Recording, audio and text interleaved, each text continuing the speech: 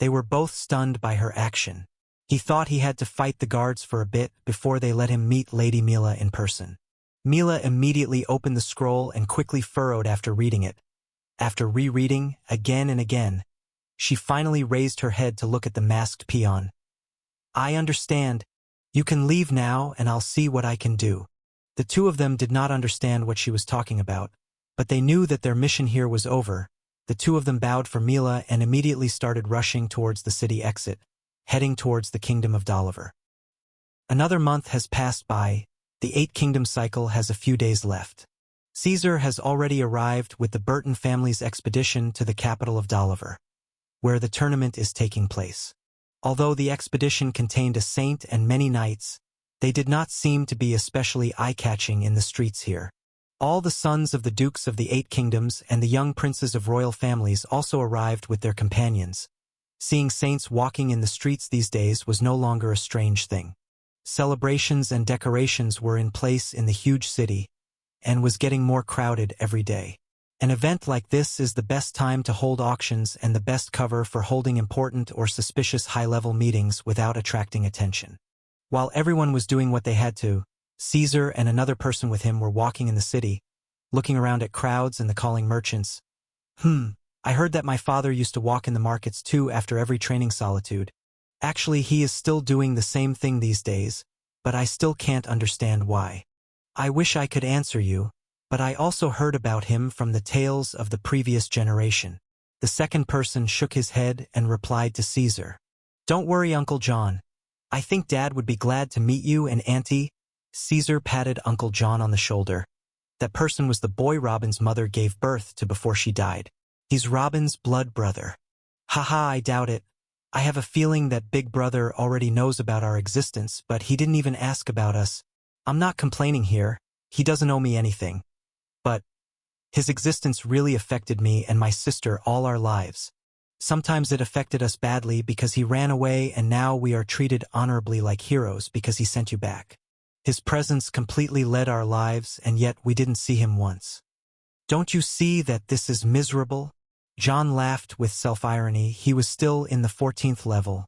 Someone of his age and talent was not entitled to come to such a major event, but they chose him to come and accompany Caesar because he was the closest kin to Robin. My dad is always busy. Even when I was living with him, we didn't interact much. Caesar did not know what to say, but perhaps his father is already guilty this time. Haha. Don't try to console me, boy. But you're right. I'll be looking forward to the day I meet him. Caesar did not respond again and tried to avoid the topic for the rest of their way. He didn't know if Robin knew about the existence of his blood brother and sister, or the presence of the dozens of half-brothers and sisters who wished to meet him, but he was sure of one thing: even if Robin knew, he wouldn't care. It's not that Robin is a monster without feelings, but his style and ambition made him much more of a practical man than an emotional one. His brothers will often be just other forms of life in Robin's eyes, and he won't try to favor or degrade them compared to others. That is why he preferred to remain silent and began to inspect the capital with John. Although Caesar had circled the Black Sun Kingdom during the past months, he had never gone out of its borders. In fact, neither John did. Entering another kingdom was never easy, especially for the nobles. You must have permission to enter from the 2 kingdoms and let them always keep track of your movements. Otherwise, you will be considered a spy or a traitor. The day passed quickly. The two of them spent the whole time moving between the markets and the famous areas of the city. It was to expand their horizons about the customs and traditions of another kingdom more than just tourism, but they enjoyed their time a lot. Just before sunset, John suggested that they go to the biggest restaurant in the city to order some dishes. Caesar was somewhat surprised by this, as now a 9th-level cultivator he could normally spend a few days without any food. But John reasoned that they should try the local food of the kingdom since they were here. Within a few minutes, they asked some passers-by and were able to reach the largest restaurant in the city, consisting of a few floors and adorned with bright colors, just its shape befitting its reputation among people. Strong-hearted by having a lot of coins to spend, they headed towards the top floor directly. After they were seated, John ordered almost everything from the menu. People of their strength could swallow large quantities without a problem, And indeed he and Caesar quickly cleaned the table of what was on it completely. Not even a single bone left on a plate. John laughed contentedly. Haha, as it is expected from the most famous restaurant in Dolliver. Everything was so delicious. Waitress, bring the bill. A girl dressed in a uniform came up and bowed. We're glad you liked our food. Sir, please come back again. Your account is 734 gold coins and 60 silver coins. Wah? Dash. John was shocked hearing the number. Are you sure, girl? This was just food. We didn't order any treasure. That? I'm not wrong, sir. You ordered dishes containing high-quality beast meat and oils. When the digestion process begins, you will feel changes in your physique. It will be a little stronger and flexible, so the food is a bit expensive. John did not know what to say. This price is enough to buy a high-level weapon from a decently famous blacksmith. He indeed was wrong to rush to order all this food without asking about the prices, but isn't that still too much? No problem, Uncle John. Waitress. We don't carry that much with us, we're just walking around. Can you send the bill for the Burton family's residence? We're the kingdom's guests at the next tournament. Caesar stated, then took out an identity card. When the girl saw this, she sighed. Looks like there will be no problems for me today. Then she smiled. Of course we can send the bill there, no problem. I just need your signature here. Then she reached out her hand for the bill to be signed. Ha ha ha, and I was wondering which beggar came to disturb our good atmosphere. It turns out to be the Burton's trash. Ha ha ha, please go ahead and sign the pill for your Baba to pay for you. I bet he'll hit you when you get back, ha ha. A loud laugh resounded upstairs in the restaurant, causing Caesar, who was holding on the pen, to stop in the middle of the signing process and look in the direction of the sound. In that direction, there was a large table that included dozens of young men and girls, and at its head was a young man that shines with pride and strength.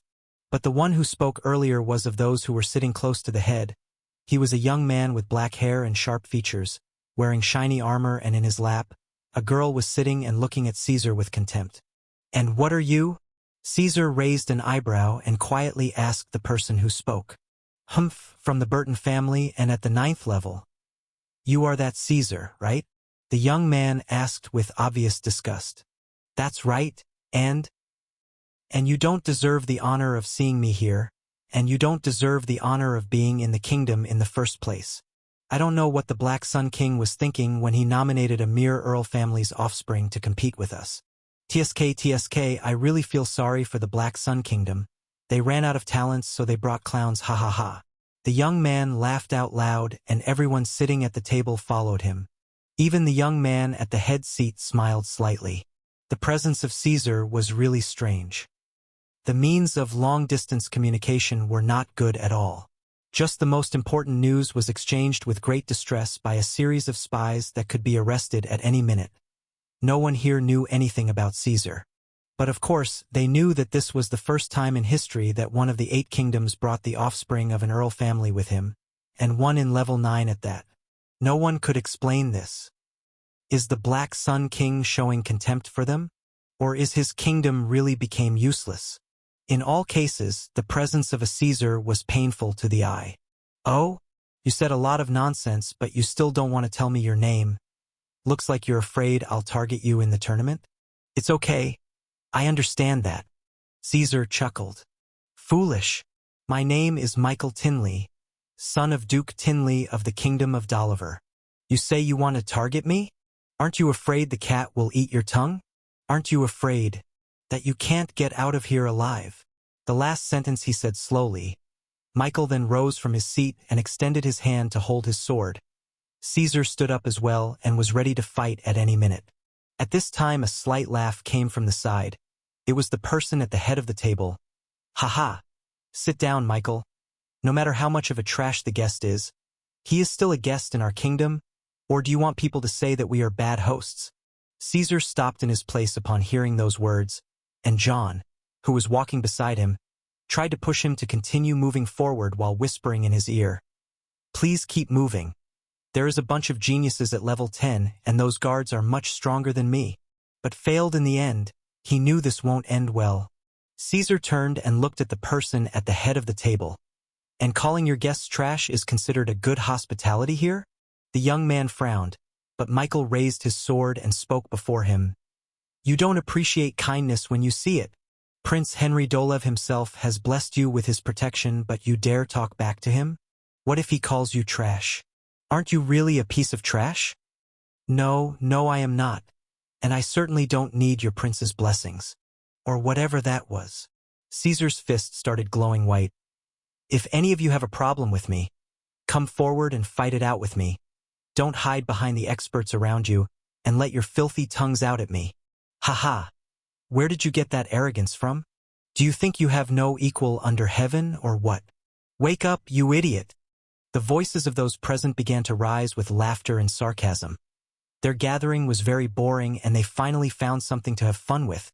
So how can they let it go? It seems that the Black Sun Kingdom has not only sent a trash, but a trash and an idiot as well. Just an earl's offspring. Do you know how many like you are there around the world? I can just kill you here and pay some compensation to your bullshit family. Michael began advancing towards Caesar with clear killing intent, raising his sword to level with his chest. Caesar did not answer him and started walking toward him as well. When Michael saw it provoked him further, he raised his sword over his head and shouted, "Hiya!" and jumped towards Caesar to cut him with one blow. Just before the sword came down on his head, Caesar dodges to the left, then raised his right hand, which was glowing white, and grabbed his neck. "Ah!" Michael shouted like a pig being slaughtered, and the sword fell from his hand immediately. He tried to use his hands to push Caesar away, but to no avail. Hearing his sharp, painful cries, the rest of the young men and guards started standing one by one. Even the prince slowly stood up, his features turned ugly. One of them was in charge of protecting Michael. Tinley began to approach, with a look of extreme humiliation and anger. "Don't move!" Caesar shouted and raised Michael up from his neck. His screams only increased. The guard was smart enough to stop in his place. He knows well he can kill Caesar easily, but the time he needs to start an attack may be enough for Caesar to cause permanent disability or even kill his master. "If I'm just the offspring of an earl and a trash, blah blah, then what are you? I, Caesar, have the power to kill this clown with a thought. And I know I can defeat each and every one of you." Caesar completely ignored Michael's, who was still writhing and screaming in his hand, and started to speak calmly with the rest of them. Everyone present, whether the group of young men and their guards or even the rest of the guests and the workers on the scene, remained silent. No one present dared to respond for fear that Caesar would get angry and kill Michael or maim him. And there was another reason. Even if they can respond, what would they say? The difference in strength between all the level 10 geniuses present and Michael was negligible. Some could beat him, but not overwhelmingly like that. So there was one question on everyone's minds. What the hell is going on here? Caesar continued, "I realize that there are minor problems between the two kingdoms, but I don't care. I'm here to take first place in the tournament and go back to where I came from. Am I clear?"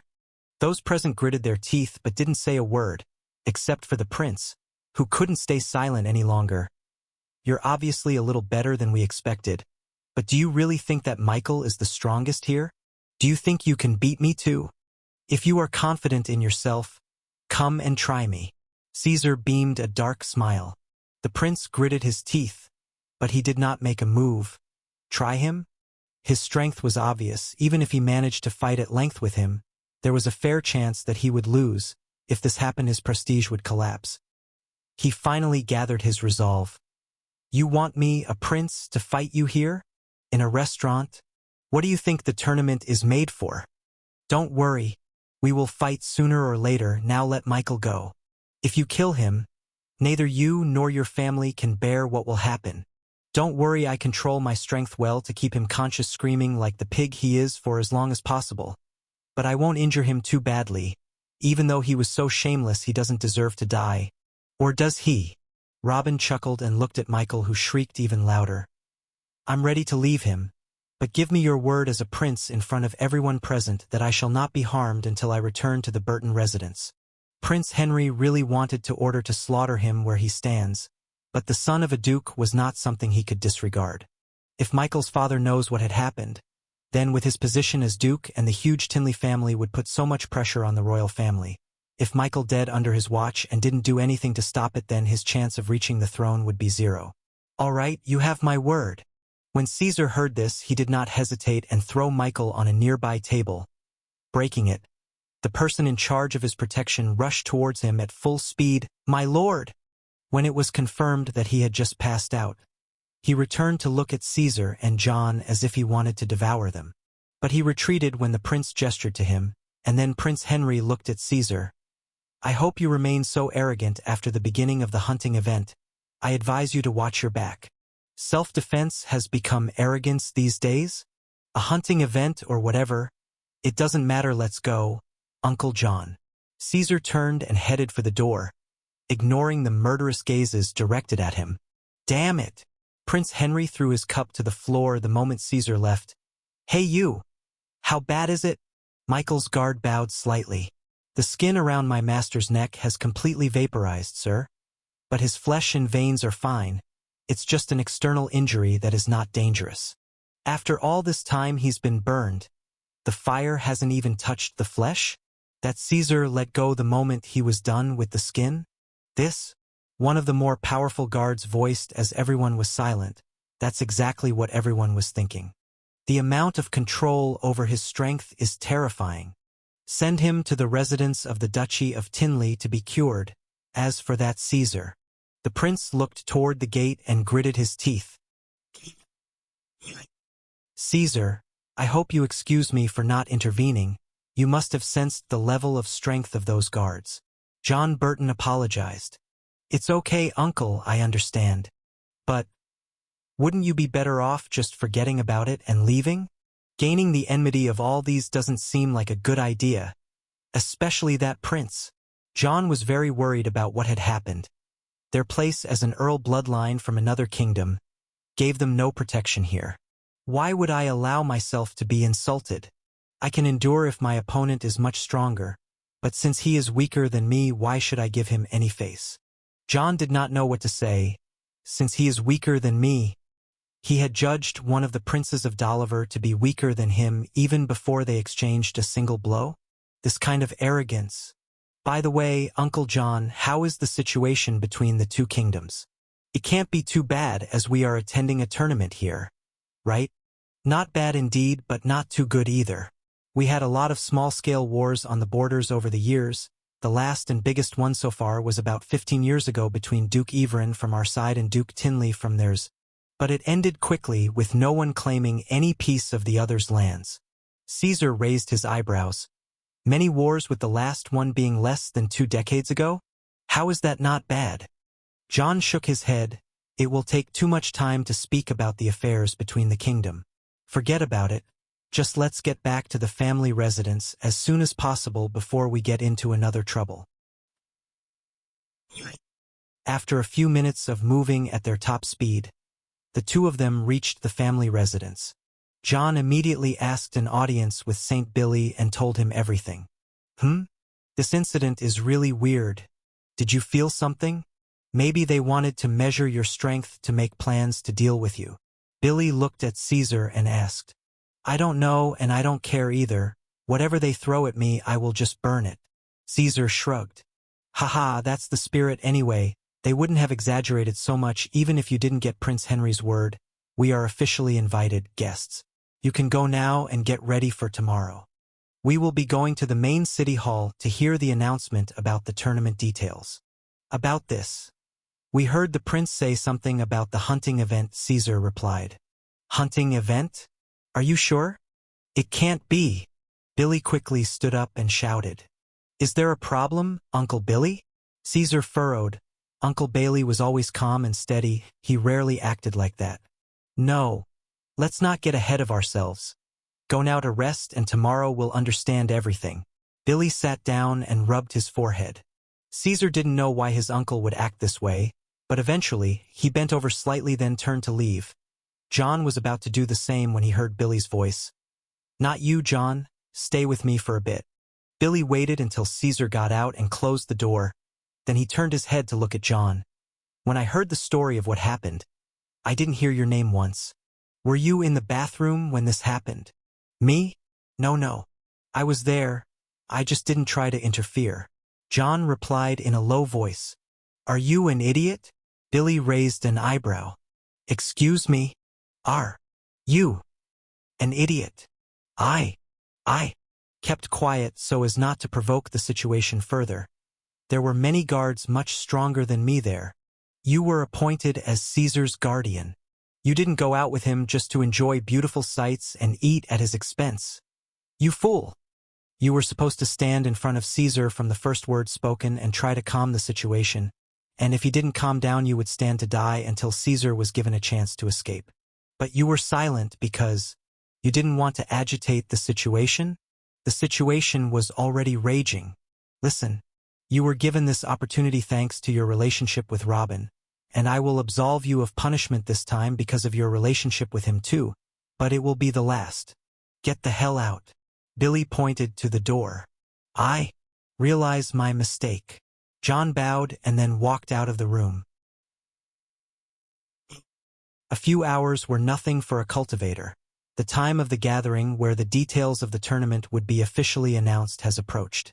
Most of those who had come on the Burton expedition, including their St. Billy, gathered together and headed straight for the main city hall. The roads of the capital were now brimming with life as all those experts passing through them, with also thousands of mortals and weak cultivators lining on both sides of the roads to catch a glimpse of one of those legendary figures. After about 20 minutes, the Burtons arrived at the hall. It was a huge golden dome with many entrances and surrounded by heavy security, checking the invitations of anyone wants to enter. And by chance, one of those that were waiting to check their invitation now was the group of the royal family of the Black Sun Kingdom. Oh, Your Highness, I didn't expect to meet you now, haha. Bailey laughed loudly and led his group towards the royal families. This was Prince William Marley, one of the oldest and most powerful princes in the Black Sun royal family. Billy Burton. Ah, hi. The man smiled slightly, then turned to look straight forward again and yelled, Is your damn check over yet? One moment. Patience is good. The chief of the guard said with a smile, and, Done, you can come in now. See? There was no need for nervousness, hee. Bastards of Dolliver. Prince William spat on the ground and entered with his group following him. The chief of the guard laughed in a low voice and then looked toward the Burtons and asked with a smile, Who's next? We are the Burton family from the Kingdom of the Black Sun. That's our invitation. Billy took a few steps and passed a scroll to the guard's head. A very good-looking scroll. Let me see if it is real. The chief guard giggled and turned around and then threw the scroll to one of the guards next to him. If it's real?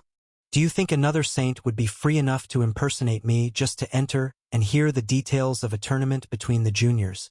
The guard leader's words were illogical, but Billy tried to keep as calm as possible. Are you trying to use your power as a saint to pressure me? It makes me doubt you even more. Wait here while I finish checking. You! Billy nearly grabbed the man by the neck, but one of the old men standing beside him grabbed his hand and gestured to him to look at the gate on the left. There was a Duke's expedition from the Kingdom of the Black Sun trying to get it too, and they were treated in the same humiliating manner. But when he looked to the right, he found that no one else was stopped at the gates. Anyone from any other kingdom could cross just by showing their invitation. It was extremely obvious that they were targeting them. Billy finally understood what his uncle wanted to say. What was happening now was aimed at the Kingdom of the Black Sun. It was the royal family and the dukes who had to respond, not an earl's family as small as them, or else the consequences would be dire since they are just guests in a foreign land. So, as long as the rest go along with the wave, he must act like them. Half an hour passed by standing in the sun. The invited families from the rest of the kingdoms entered one by one without stopping for a moment. Even the Duke's family from the Black Sun entered about 10 minutes ago, but the Burtons were still standing to the side. Bastard! Are we here to be offended? One of the elders could no longer bear the humiliating stance and shouted, Hee. No offense, sir. This is just a routine.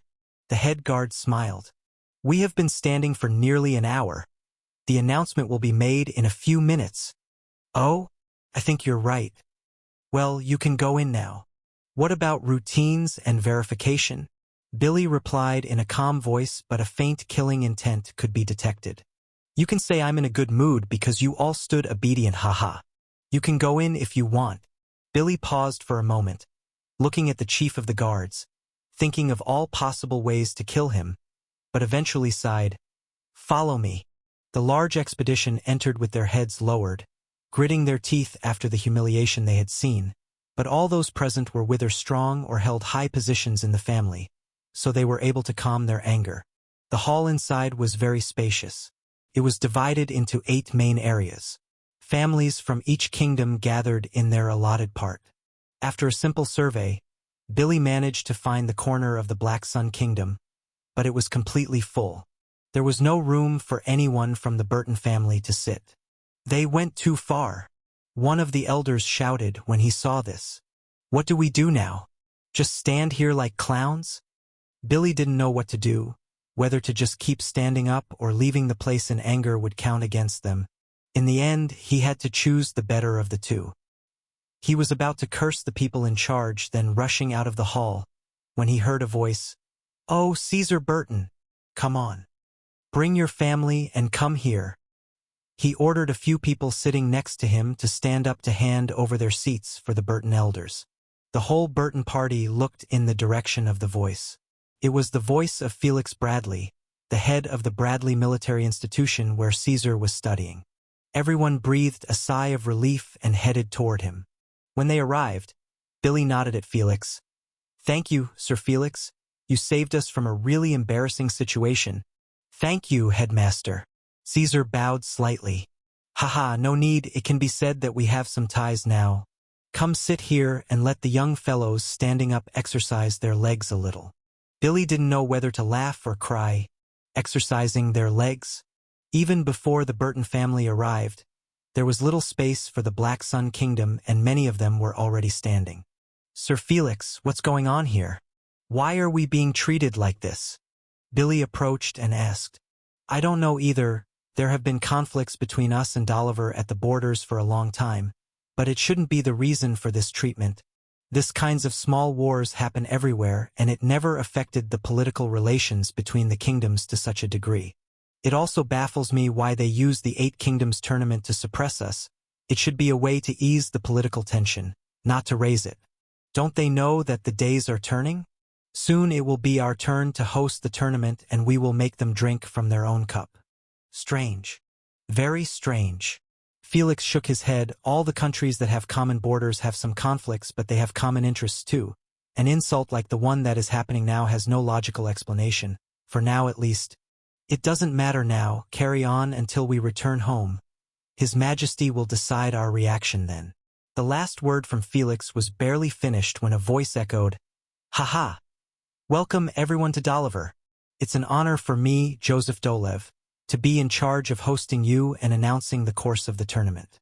As you all know, each tournament has a different set of rules that the host kingdom will decide, and for this tournament we decided that it will be made up of only 2 stages, one to eliminate most of the participants and the other to reveal the final ranking. As for the first elimination stage, it will be the hunting event. Of course, you all know what it is. The second and final stage will be 1-to-1 combat between elimination survivors via the board. Any questions?" Mark smiled and looked around calmly. The overall situation in the hall was quiet. Some were nodding and smiling. Some frowned. Some stated small chats. But there was one exception. Everyone in the Black Sun section stood on their feet, not believing what they heard. Finally, Prince William, head of the royal expedition, shouted, "What did you just say? What do you mean by the hunting event? Why haven't we been told beforehand?" "Oh, the messenger hasn't reached you with the warning? Maybe he got sick on the way and died." Mark raised his shoulders. "You! All the humiliation today is on one side and what happened now on the other side. You really are wonderful, Dolliver, wonderful. I hope you remember this well in the future. Let's go." Prince William shouted and turned to leave. His expedition went out right behind him, and soon all the expeditions of the Black Sun followed. They all looked extremely angry. Caesar did not understand anything. This was very similar to the reaction of his uncle Billy when he mentioned the matter to him as well, but when he looked around, he found that the expeditions of the rest of the kingdoms were behaving normally as if they had not heard anything. As they walked out of the hall, Caesar turned to Billy and asked, "What's going on, Uncle? Why is everyone acting like this? What exactly is the hunting event?"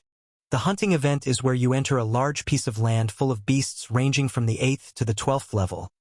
Those beasts are usually held in captivity and are starved. You can imagine how dangerous that place is. Bailey replied, "What's the problem with that? Why are we the only ones acting like this?" The problem is that the participants will not enter alone. Each of them is entitled to take 5 followers inside. Those followers must also be at the 10th level or less. Those 5 followers can be friends, servants, slaves, or even elite soldiers in the army. Anyone who isn't a noble would do. What? This time it was Caesar who lost his calm. Why would followers be allowed in? Isn't this supposed to be a competition between geniuses? Of course there must be some followers to grant the main participant life. Or what would you do if you are alone and saw a level 12 beast, for example? At least you can have those followers die for you. Listen, the hunting event, in particular, isn't a competition between the main participants. It is a competition in the readiness of the royal families and their duchies, the cooperative work between each participant and his followers, the cooperative relations between the families of each kingdom, and of course, the possibility of providing many genius followers that aren't of noble blood. In this case, the role that the main participants play is marginalized. In some sense, it is a competition between the kingdoms, not between geniuses. This hunting event was only held 7 times over the last 2,000 years, and each time the participating kingdoms were notified months in advance so that they could gather the needed followers and organize their ranks, but they did not send us any warning. This, in addition to our Burton family, the Black Sun Kingdom sent the representative of the 9 duchies and the royal family. That means we need 55 genius followers at the 10th level in total. Where are we going to get that number quickly? Finally, Caesar realized the problem. Why do you think everyone is so agitated? The distance between here and the Black Sun Kingdom is so vast to get there in time. We can't even ask for support because the first event always starts 3 days after the announcement. Come on. Let's see what the prince has to say. Outside the hall, all the expeditions of the Black Sun began to gather to see what they were going to do. We must immediately withdraw from these shameful competitions.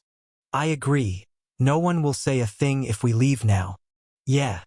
Let's get out of this damn place. We will have our revenge for this insult later. His Majesty has to know what is going on here. Enough! Prince William shouted, and everyone went quiet. The hunting event itself is a bad omen. Every time a kingdom offers to host it, something bad happens after that. We can't leave and clear the stage for them. But we don't have any good followers, Your Highness. We can't send our youths inside without protection. You must know how it is easy to die inside. And with their behavior, I fear for our geniuses even more. Everyone nodded their heads. No one here intended to compromise his family's genius. Go to the slave markets and buy every possible candidate.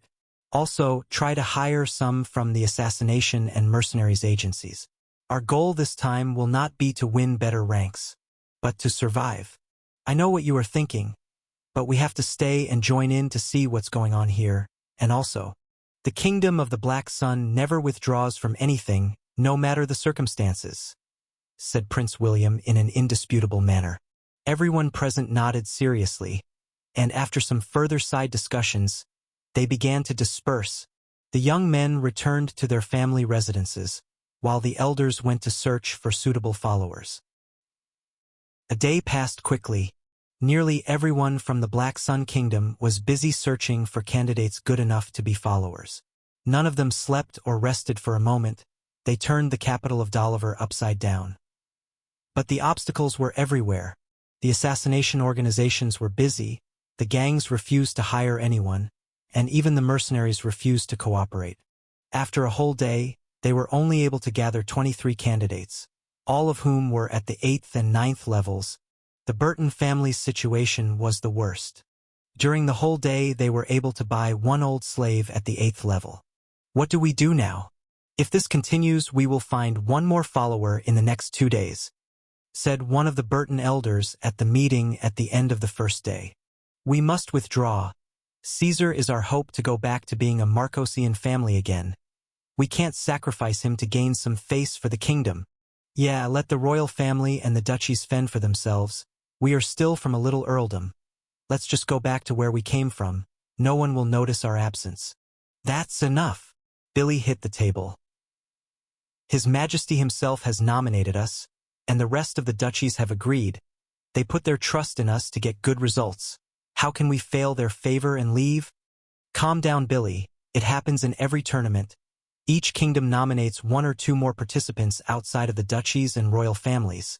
It's not like His Majesty made some historical exception for us. That's right. His Majesty heard about Caesar's strength and was thinking of the kingdom's interest when he nominated us. Let's think about our own interests too. Knock knock. What is it? Didn't I say no one is to bother us? Billy yelled at the door. He's in a really bad mood today. Saint Billy, there are two young men standing outside the residence. They claim to have been sent here by Sir Robin Burton. What did you say? Robin sent us someone? What are you waiting for, you idiot? Get them in quickly. I'll go get Caesar. The voices of those present rose one by one with enthusiasm. They forgot that just moments ago they had already given up hope and were discussing leaving. A minute later, two young men entered the hall, one of them very handsome, tall with long hair and two long daggers on his waist, while the other was a little shorter, black-masked and one-armed, with a light sword tied behind his back. Who are you, and what are you doing here? Billy asked, although he had seen Peon before when visiting Robin. He was also wearing a mask and it's hard to identify him from just the similarity in body shape. I'm Peon and this is Theo. We are both slaves of Master Robin Burton. We've been ordered to come and help young Master Caesar if he needs it. Although he knows Caesar came with a big expedition from the family, he still sent his two slaves to help him. That bastard doesn't trust us at all. One of the elders shook his head. I hate to say this, but wasn't he right? The two of them are level 9, although they are still weak compared to the rest of the kingdoms that brought level 10 followers with them. We can still use them to fill 2 of the 5 spots. Peon and Theo looked at each other. They didn't know what they were talking about. They came to meet Caesar and take orders from him alone. When Peon was about to interrupt the illusions of the old men, came a familiar voice. Peon. Theo, what are you two doing here? Who is protecting father now? Caesar entered with the elder who went to summon him. When he saw the two young men in front of him, he was very surprised. He left to the Burtons under Robin's command without saying a word for one reason, and it's that he knew Robin could turn Theo and Peon into monsters just like him. They should be able to serve and protect him in his absence, but now they both left too. Young Master Caesar, it was our Master Robin who sent us here to help you during your stay in the Kingdom of Doliver. After you leave this place, we will both return to his side. Although Peon was surprised by the word father, he knew he meant Robin. That person was a walking miracle, and it's impossible to try to understand anything around him with common logic, so he decided to just go with the flow. This stubborn old man. Caesar gritted his teeth, although he knew that his father cared about him a lot, contrary to what he showed in his harsh treatment. But sometimes he wished he could just take care of himself first and forget about him. He is the one who is supposed to protect him and not the other way around. The debt is getting heavier day by day. Whatever. I think the followers' problem is now resolved with you two. Let's finish that tournament quickly so you can go back to father. Caesar sighs. I'm afraid the problem of the followers hasn't been solved yet, boy. We need 5 and now we have 3. Still we're missing 2. And who knows, we might find a few slaves at the 10th level and excuse your friends here from participating. One of the elders replied, after getting 2 more places, they got a little bit hopeful. Now the task is much easier.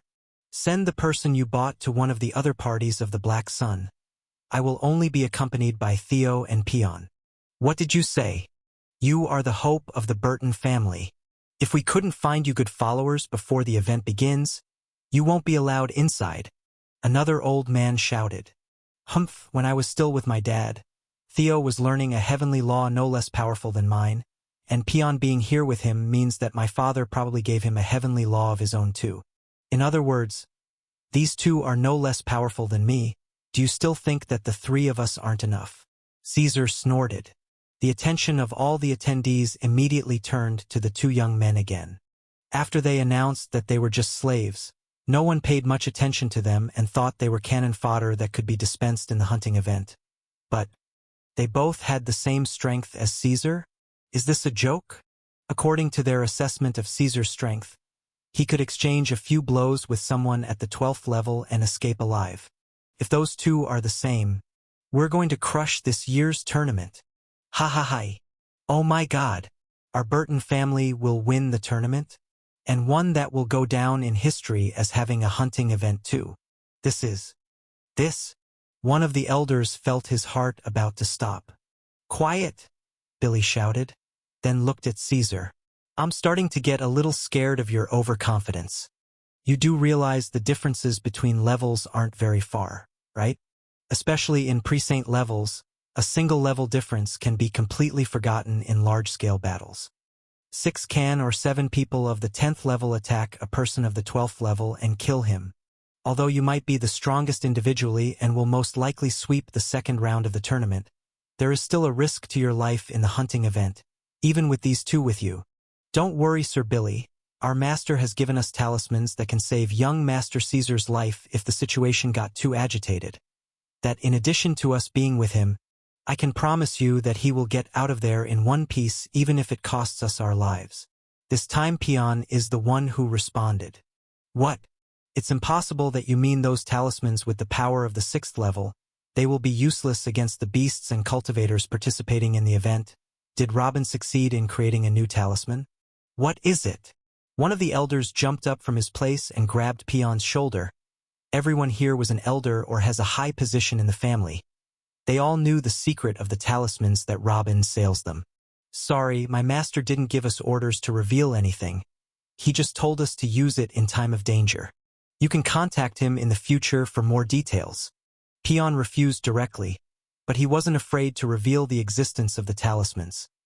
He knew his master was making these talismans to reveal them to the world sooner or later. The elder was about to say something, when Billy's voice came from behind. Back off, uncle. We wouldn't risk that Robin will become angry with us because of this, would we? The elder sighed and went back to his seat. Regardless of Robin's wondrous talismans, just his ability to create monsters capable of reaching advanced saint levels, or even becoming sages, makes his place in the family incomparable. Billy looked back at Caesar. Are you still adamant about not finding other followers for your team? Yeah. I doubt you can find someone who can keep up with us. Whoever you find will slow us down and that will do us more harm. Forget it, Billy. It's not like we can find good candidates anyway. Those damn things from Delivar block every bath we think about and there's nothing left but trash. Hi, I have an idea. Let's send the guy we bought to one of the other expeditions of our kingdom and even look for more candidates for them. That would be a good way to make some connections with the ducal families. That's a good idea. I'm also very supportive of it. I totally agree. We can use this opportunity to get involved among the big families. The elders' voices rose.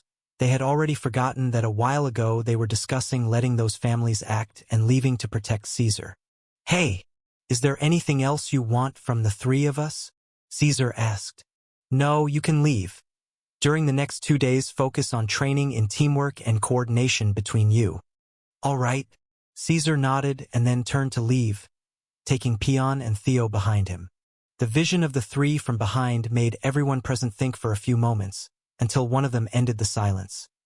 If Caesar is right and these 2 are as strong as him, I don't mind voting for Robin to become the family patriarch. Ha ha ha. Patriarch Brian won't like what you're saying. Everyone in the room burst out laughing. Actually, I don't think the patriarch would mind either. I agree with what Callie said. If their words were true and Robin gets them to fight for the name of the Burtons as well, I would marry Robin to all my daughters. If he wanted my wife, I would give her to him. Someone shouted seriously. SHHHHH, old fools, if Robin cared about the presidency and the mundane things, he wouldn't have left us in the first place. Have you forgotten that he was already a running candidate for the patriarch position when he left more than a century ago? If you want to link him to the family, think of other ways. Billy said calmly. Everyone present went into a state of thought again. It was a very emotional gathering. The other 2 days passed quickly. Most of the members of the Black Sun Kingdom are still in a state of frenzy. Not a single one of them has rested for a moment during the past days, and even at this moment many of them are still scattered across the capital looking for candidates. They even started luring the citizens of Delivar with gold. But to no avail. But the very main members of each expedition, as well as the geniuses and the followers they had found during the 3 days, were now on their way to the launch site of the hunting event, while all praying that the rest would find other candidates before the last hour was up. The hunting event will be held this time at the Sul Mountain region.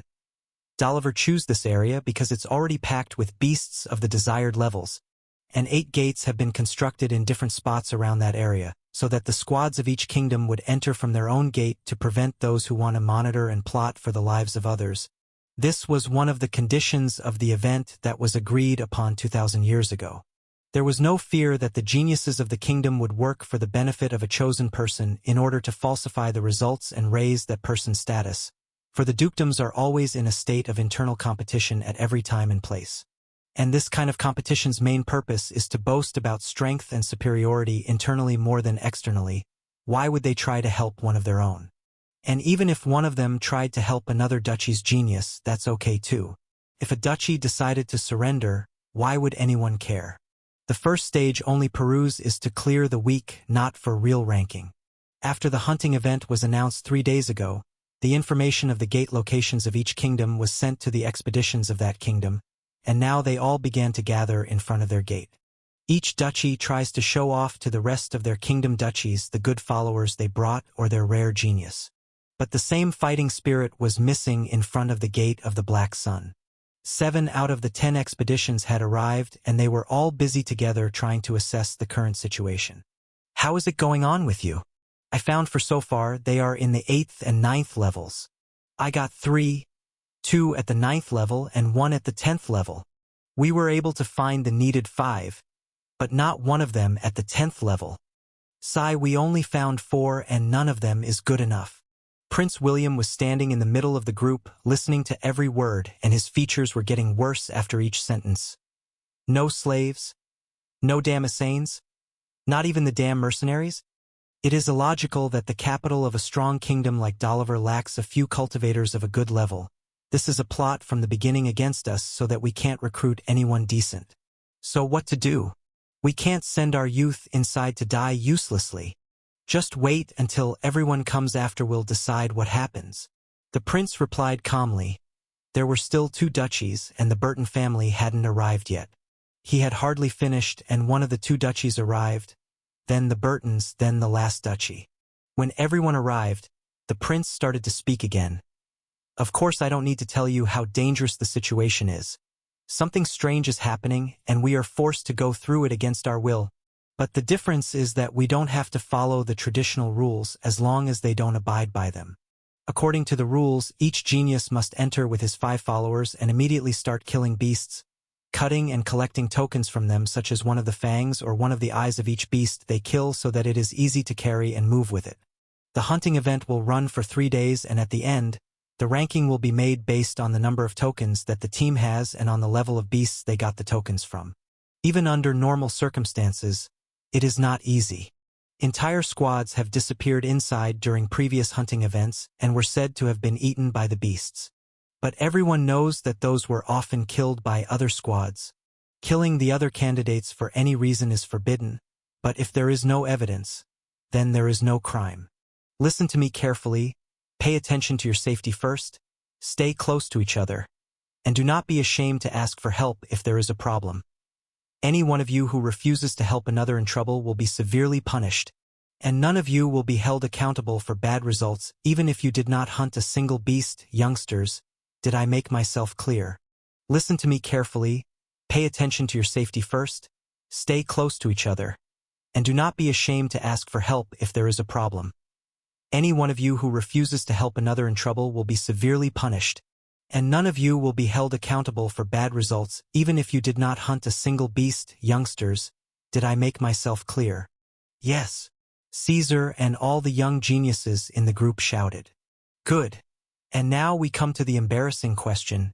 Do any of you have extra followers that you can give away?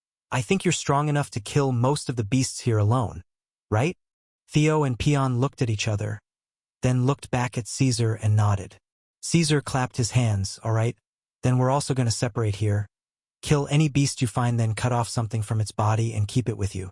This would be the quickest way to win this event.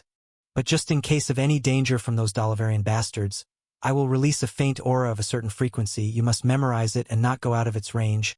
If one of you encounters a problem, rush towards me, and if I face a problem, I will increase the intensity of that aura. So you come and help me. Understand? The two nodded again. Okay.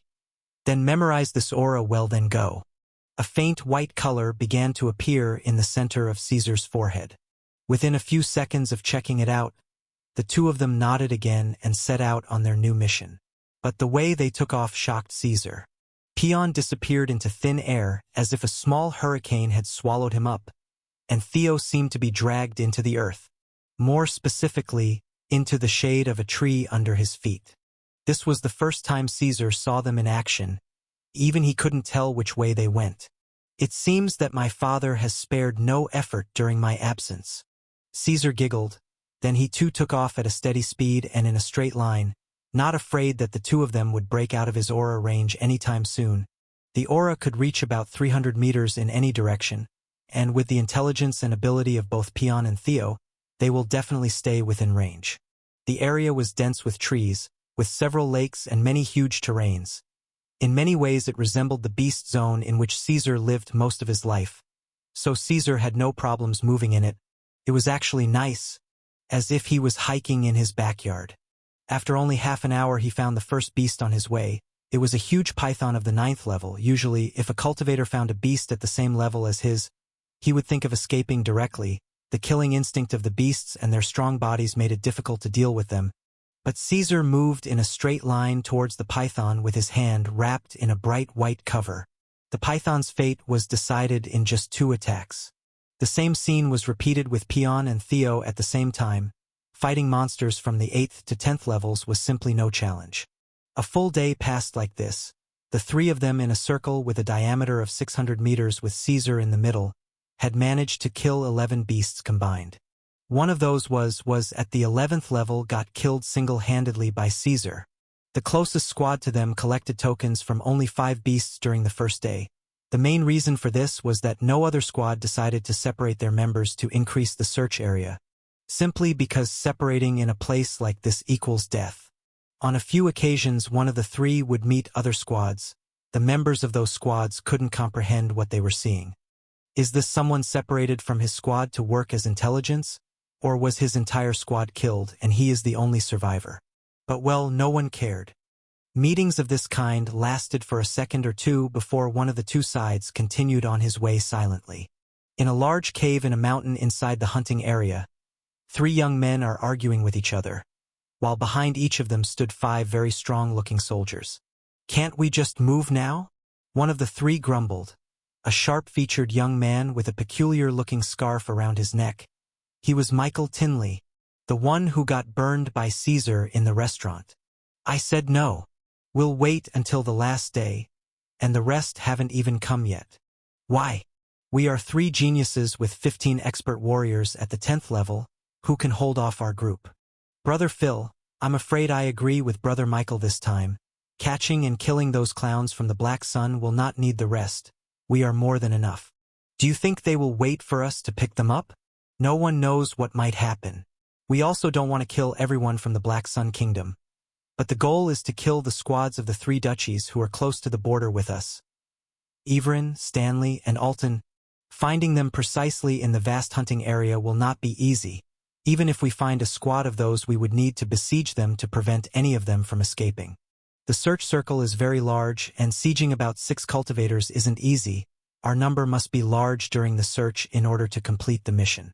We can go out now to chase, but in the best case we can kill 1 or 2 squads. What about the rest? We have to coordinate with the rest.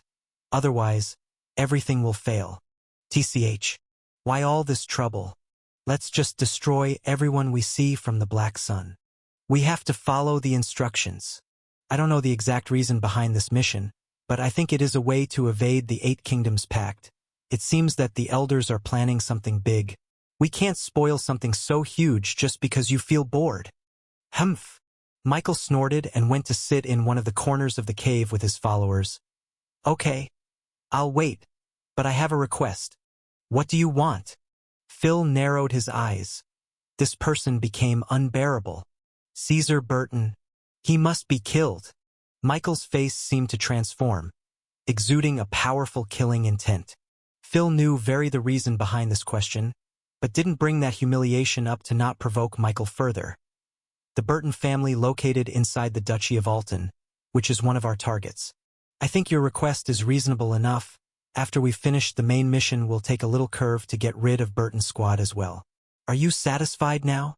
I won't be satisfied until I rip his head off with my own hands. But, well, I'll follow your arrangements for now. He involuntarily put his hand on the burned area on his neck. I swear I will make you regret this. After about an hour, another squad arrived, and 3 hours later the 5th squad arrived. Then the 6th. The geniuses and veterans of Dolliver began to gather inside this ordinary-looking cave. Hours passed by as if it were years. The suffering of the various squads in the hunting area to find suitable beasts and cooperate to kill them is exhausting for the soul and body. Things didn't go smoothly with any squad because of the presence of level 11 and 12 monsters. All the teams struggled to escape from one place to another, and the biggest challenge was staying together even in escaping, for splitting up in a place like this meant their death. But this also made their perspective narrow and reduced their knowledge of their surroundings, makes them more vulnerable to stealth attacks from the beasts. This was even more true for the teams of the Black Sun realm. Some of the teams were already understaffed, and they all had people with low levels or poor fighting abilities in their ranks, and what was worse was that they weren't used to teamwork. For them, seeing any beast higher than the 9th level was a situation of life or death. During the 2 days, most of the teams from the rest of the kingdoms managed to reasonably save their lives. Most of them had lost 1 or maybe 2 followers since entering the hunting area. Only the Black Sun realm teams had lost over a third of their numbers so far. The only good news is that all the main geniuses are still alive, but even that was a matter of time if the situation remained as it is. The only ones who acted with ease of mind were the trio of Caesar, Peon, and Theo. This is the first time that the 3 find an opportunity to experience their new power in a real battle situation. Although Caesar has been in constant duel rounds around the kingdom since he separated from Robin, it was friendly fights on a stage, and under the eyes of the spectators, there was no danger to anyone's life. But now, Peon's immense speed combined with the wind blade, Theo's silent sneaking with darkness-eroding daggers, and Caesar's brute strength with his unstoppable flames, had finally shown their real fatal potentials. Already 2 days have passed since the event started, but the 3 managed to kill 32 monsters combined, most of them between levels 8-11, except for one time when Peon faced a level 12 lizard beast and lured it towards Caesar, where the 2 cooperated to kill him. This was a level 12 beast. If an entire real squad of 6 saw a beast of this caliber, they'd rather run away than bother to fight it. Rather, the only benefit of the level 12 beasts here is to intimidate the squads and kill some of their members to add some heat to the show. No one was supposed to kill them. The 3 stayed within the diameter of the circle set by Caesar and met many squads during the 2 days. They could easily determine that most of them had collected tokens from about 14 beasts, a little more or less. Winning the first round was already in their pockets a while ago, but they are currently busy trying to discover more about their powers. An opportunity like this will not come every day. After the event ends, there will be a few one-on-one fights to determine the positions. Caesar would run amok in those fights and grab the number 1 position easily. Then Peon and Theo would return to help Robin and protect him, while Caesar will return to the routine he formed with the Burton family and bully the young geniuses of the Black Sun in peace. Everything will go according to the plan. Hopefully. In 22 hours from now, the hunting event will end. Meanwhile, in a cave tens of kilometers away, "Hey guys! Sorry I'm late, haha." A voice came from outside the cave. Then a tall figure with 5 cultivators standing behind him appeared at the entrance. "Sato, I will complain about this to His Majesty in the final report," Phil shouted when he saw the newcomer. "Oh, calm down, boy. I just wanted to kill some beasts first. I want to qualify for the second round.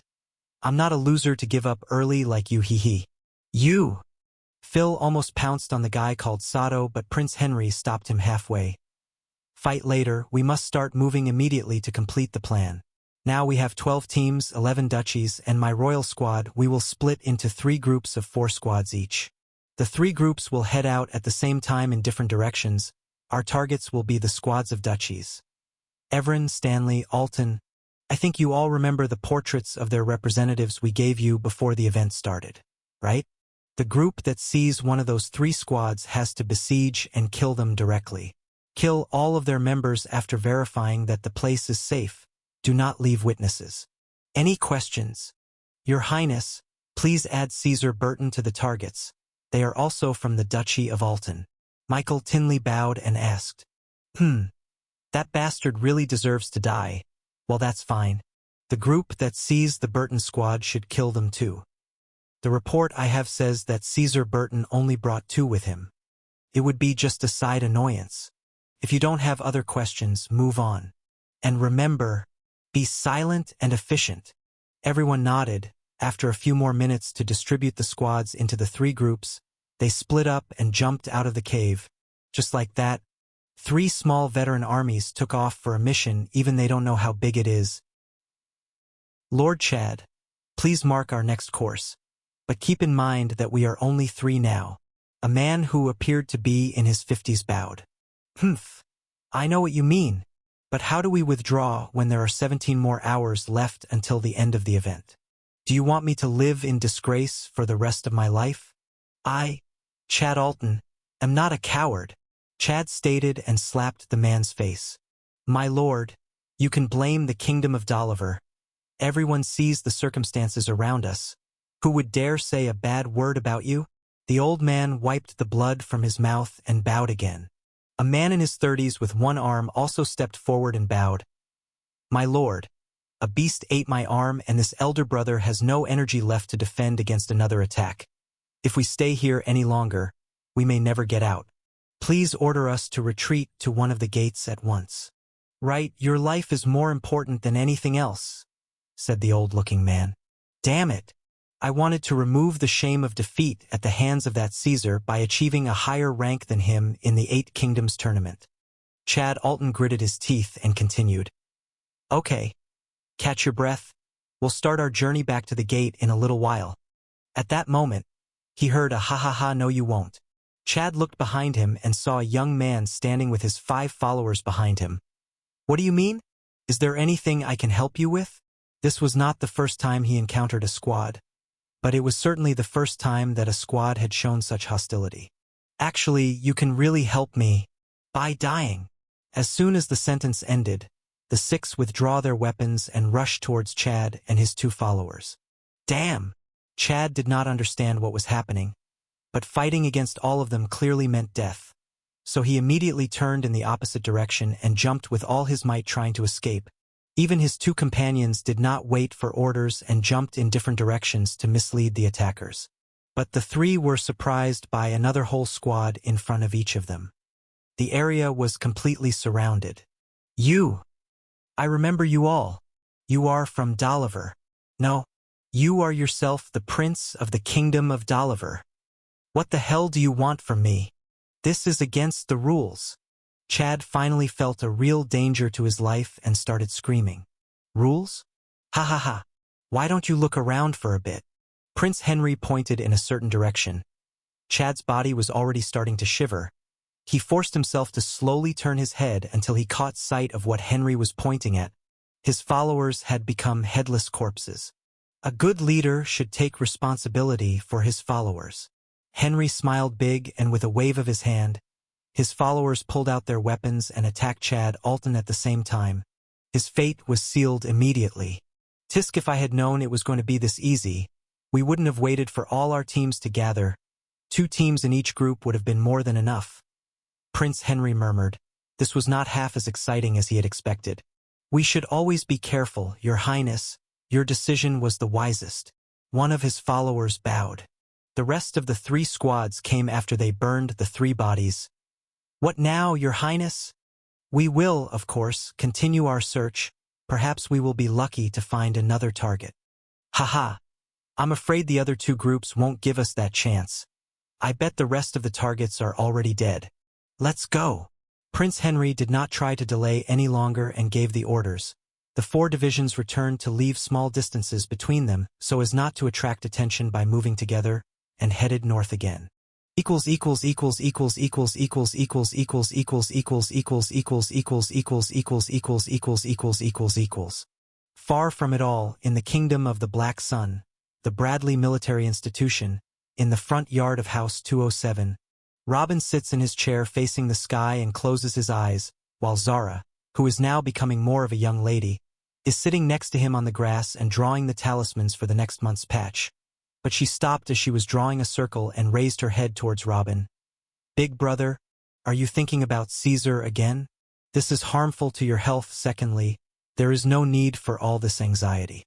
He will definitely be fine.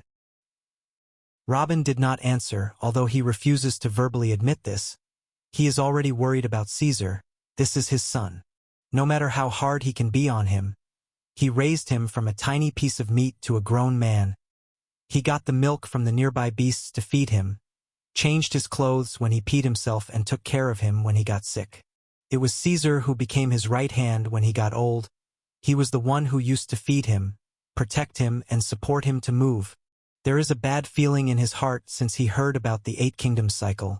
Maybe it has something to do with the law of truth? Or maybe it's just a worried father's intuition. All in all, he wasn't in mood for researching.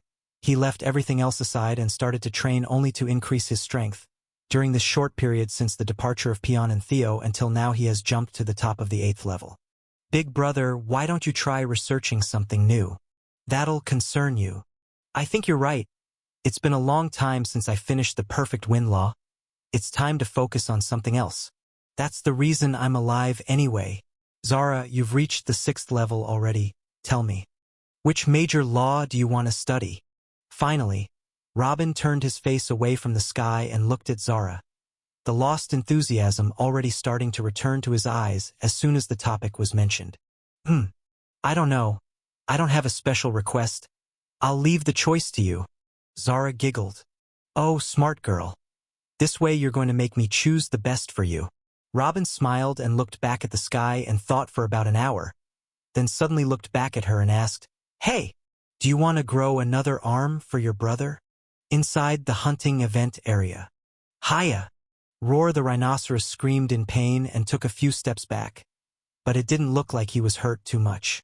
This was a level 11 monster that specialized in defense. Caesar was not disappointed by what he saw and advanced again, trying to find a weak spot in the beast's thick skin. The 3 days are almost running out. There are a few hours left until the final whistle, and this may be the last chance to fight a beast of this level. He must make good use of it. But when he was about to deliver his next attack, he heard a voice from behind. Tiskar luck is so bad. The first team on the target list we find is this little trashes, and he looks alone too. It wasn't unusual for other teams to meet here. So Caesar ignored the voice at first, but he called off his attack and quickly turned around when he heard the word target.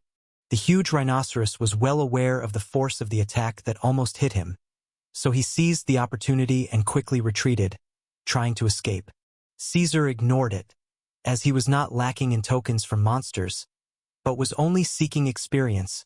He did a quick survey of the newcomers and found a young man who seemed to be 18 years old standing behind him, 5 middle-aged followers who seemed to be veteran warriors. It was clear that they are an entire squad that has not been harmed since the beginning of the event. Caesar furrowed his eyebrows. Is there a problem? The problem is that you are not enough as appetizers. Sayu, go and kill him and let's continue our way. That unknown youth pointed out to one of his followers, who in turn immediately began attacking with his broadsword. Caesar did not know what was happening, but it was clear that this squad was trying to kill him. It was not an empty threat. There is no need to know more. Caesar released his full aura and raised his halberd to fend off the incoming attack. When the two clashed, Caesar was amazed. Whether the strength behind the attack, the angle, or the killing intent behind it says that this person is an elite among the elites. He participated in countless battles to gain this strength. Maybe he is stronger than the genius who is supposed to be following him. But the attacker was more shocked. This attack was intended to cut Caesar in half with one blow.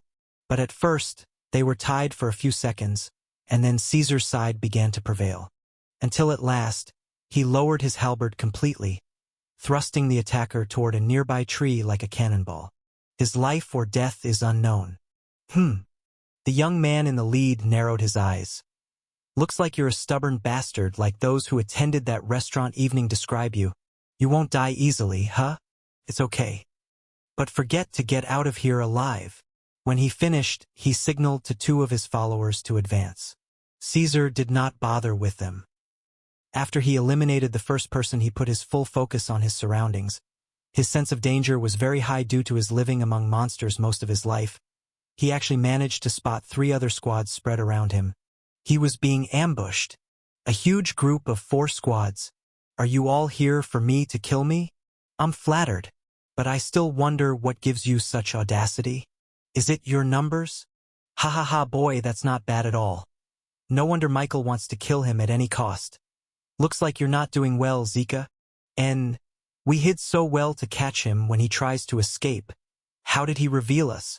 People started coming out from all sides in succession, and soon they formed a circle about 40 meters in diameter around Caesar. Why did you all show up? Do not attack. We have agreed that my squad will do the attack if we find one of the targets alone.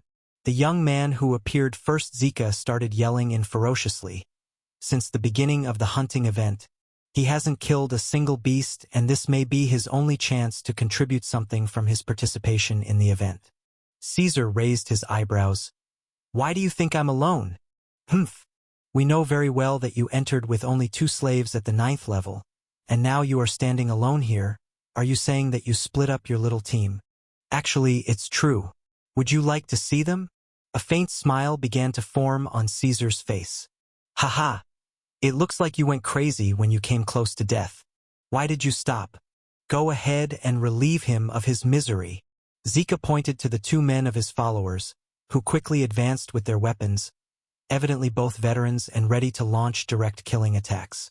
Then allow me to take your reply as approval. A very faint aura of whiteness in Caesar's forehead began to glow with an intense gleam. The distance between the fighters and Caesar was rapidly diminishing, but Caesar didn't move. He focused all he had on increasing the power of that aura. 20 meters. 15 meters. 10 meters. 5 meters. One of the 2 men jumped in the air to attack Caesar's head from above, while the other chose to attack from the side. But Caesar did not move yet.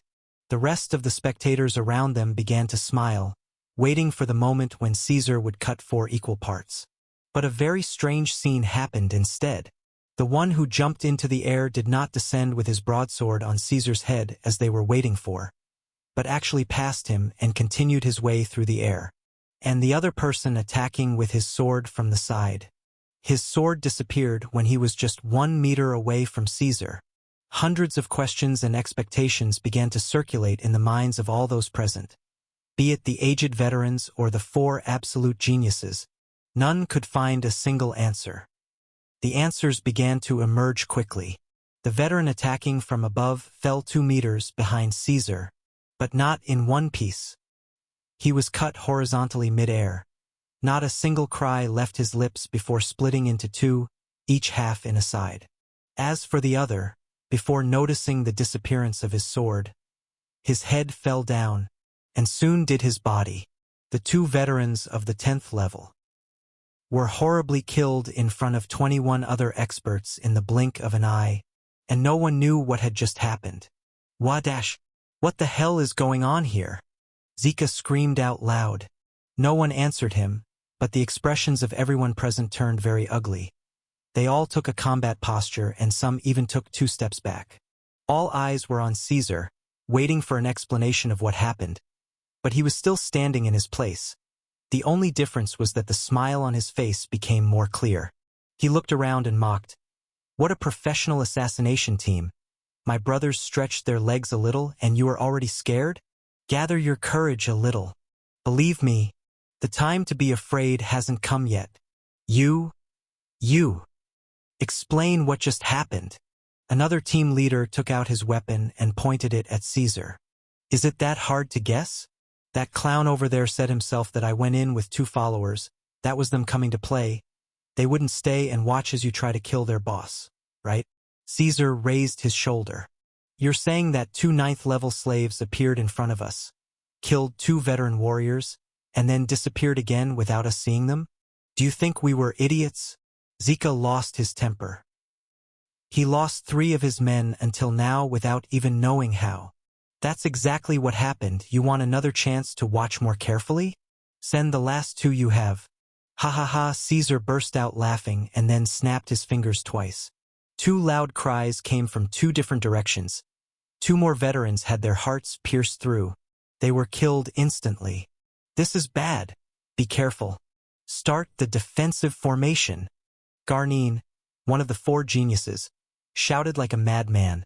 The remaining 19 people began to set up a smaller circle around Caesar with a diameter of 15 meters, each protecting the other's back. Ahem, guys, I'm afraid you forgot something important, Caesar said, chuckling. Shut up. Do you think this is a game? Tell your followers to leave immediately, or we will kill you. That's exactly what you forgot. You're too busy with my followers you forgot their boss? Do you think that I'm a pig waiting to be slaughtered? That's an insult for my esteemed self. Caesar laughed out loud, then planted a halberd next to him and closed his eyes. A white flame started erupting from every cell of his body and spreading, and in the blink of an eye the flame took over an area of 7 meters in every direction around Caesar. It's basically stopped just a foot away from them. Then Caesar opened his eyes and shouted, "Whoever among you is a man, take a step closer to me." A second, 2. No one took a step. In fact, some of them began to retreat. Although there is still a distance between the siege circle and the flames, the intense heat was unbearable. Is that a flame? What flame is this? What secondary law is this? Arg, I can't stand it, I'm going back. One of them couldn't stand the intense heat and took a few steps backward, but even this wasn't enough for him, so he jumped backward with all his might to escape the heat. But as soon as he broke the siege circle, his scream got louder for a second then stopped. He got killed. Damn it! Hold on, it is just heat. When the rest realized that the person who left the circle had been hunted down, they freaked out even more. Garnin, Sheldon, Carmi, have you ever seen such a flame? Zika yelled. No, disregarding the fire path. I've never seen a secondary law this powerful before in any path. The shapes of the remaining 18 became uglier and uglier with each passing moment. Gather your shit together. There is no need to be afraid. It's just one person at the 9th level. If we attack him, we will kill him easily. That's right, who would volunteer to attack him? We just need 3 of you to ignore the flames and attack. It's just an empty threat. The flames won't kill you, Carmi shouted. But no one answered. If he did not want to sacrifice his followers, how would the rest respond to this enthusiastic speech? Ah! Another cry resounded. Another veteran among them fell victim to the assassins, but this time he was standing right between them. The dead man fell to the ground with a long dagger in his neck. And again, there is no trace of the attacker. This is bad, we can't stay like this. Garnin shouted loudly. They were basically sitting ducks waiting their turn. Caesar, who was watching silently, spoke at last. I think you are more aware of your situation now. I advise you not to make any move. One of you, answer some of my questions and I will stop my flame field and let you have a way out. Carmi yelled when he heard this. Everyone, don't be deceived. We are the hunters here, not him. We should have it our way. You think you can use the same silly tricks to kill the rest of us? It is obvious that this flame field takes a ton of energy to activate and stabilize. You will have to deactivate it soon anyway. I'll see how long you can keep pretending to be strong. Oh? Want to bet on whether you'll die first or I'll run out of energy first? I salute you for your boldness. But, at this point, Caesar made a gesture with his head toward the corpse that fell earlier beside them. When everyone looked at it, they found that the dagger in his neck had disappeared. That assassin came among them, pulled his dagger, and then disappeared again. I don't think that's a good idea. Caesar smiled sincerely, but his big smile was like a dagger that cut through the hearts of those present. "What do you want to know?" Sheldon couldn't take it any longer. This was not what he agreed to do. "You damn traitor, you really think he will stay true to his words and stop his flame field before he runs out of energy? You are selling your kingdom for free!" Carmine shouted, almost about to pounce on him. Sheldon couldn't look up, but spoke with a low voice. "I have to try. I don't want to die here. I have a long life in front of me." Caesar nodded. "Good. I like to work with the smart ones. You have made the right choice. First, tell me why you're all trying to kill me." "I do not know." Tax Caesar snapped his fingers. The sound of something hitting the ground caught the nervous genius's attention. It was the head of one of Sheldon's followers. "Damn it. I swear, man, I really don't know. The four of us are from the Kingdom of Doliver. We've been told to kill the squads of the Duchies of Alton, Stanley, and Everin from the Kingdom of the Black Sun. But we don't know why." Sheldon fell to his knees and shouted. His last mental defense was crushed with the death of his follower. "Oh? Interesting. I thought it was that clown from the restaurant and the foolish prince who pushed you to do it. It turns out to be a lot bigger. Does that mean the other squads of the Black Sun Kingdom you mentioned are facing the same situation now?" "Actually, that clown you are referring to is called Michael Tinley. He and Prince Henry are indeed the ones who agreed to include you in the killing list even though you weren't on it before. As for the other squads of Alton, Stanley, and Everin, they are indeed facing the same situation. Most likely the 3 squads have already been exterminated. The search has been going on for many hours and all squads from Doliver has joined together to do it." Sheldon looked at the ground, not daring to look at the rest of his followers and peers. "Oh? That means you might not be the last ones to come to kill me. Thanks for the info." Caesar nodded. Then the flame field around him vanished. One of Sheldon's followers immediately took advantage of the opportunity and pounced towards Caesar, thrusting his long spear with all his might towards Caesar's neck, but was met with a white flaming halberd that cut the shaft of the spear to half and then proceeded downward, slashing him in 2 from the shoulder to the thigh. Each half fell to a different side. The fire was still burning in the 2 halves. The smell of barbecue soon filled the air.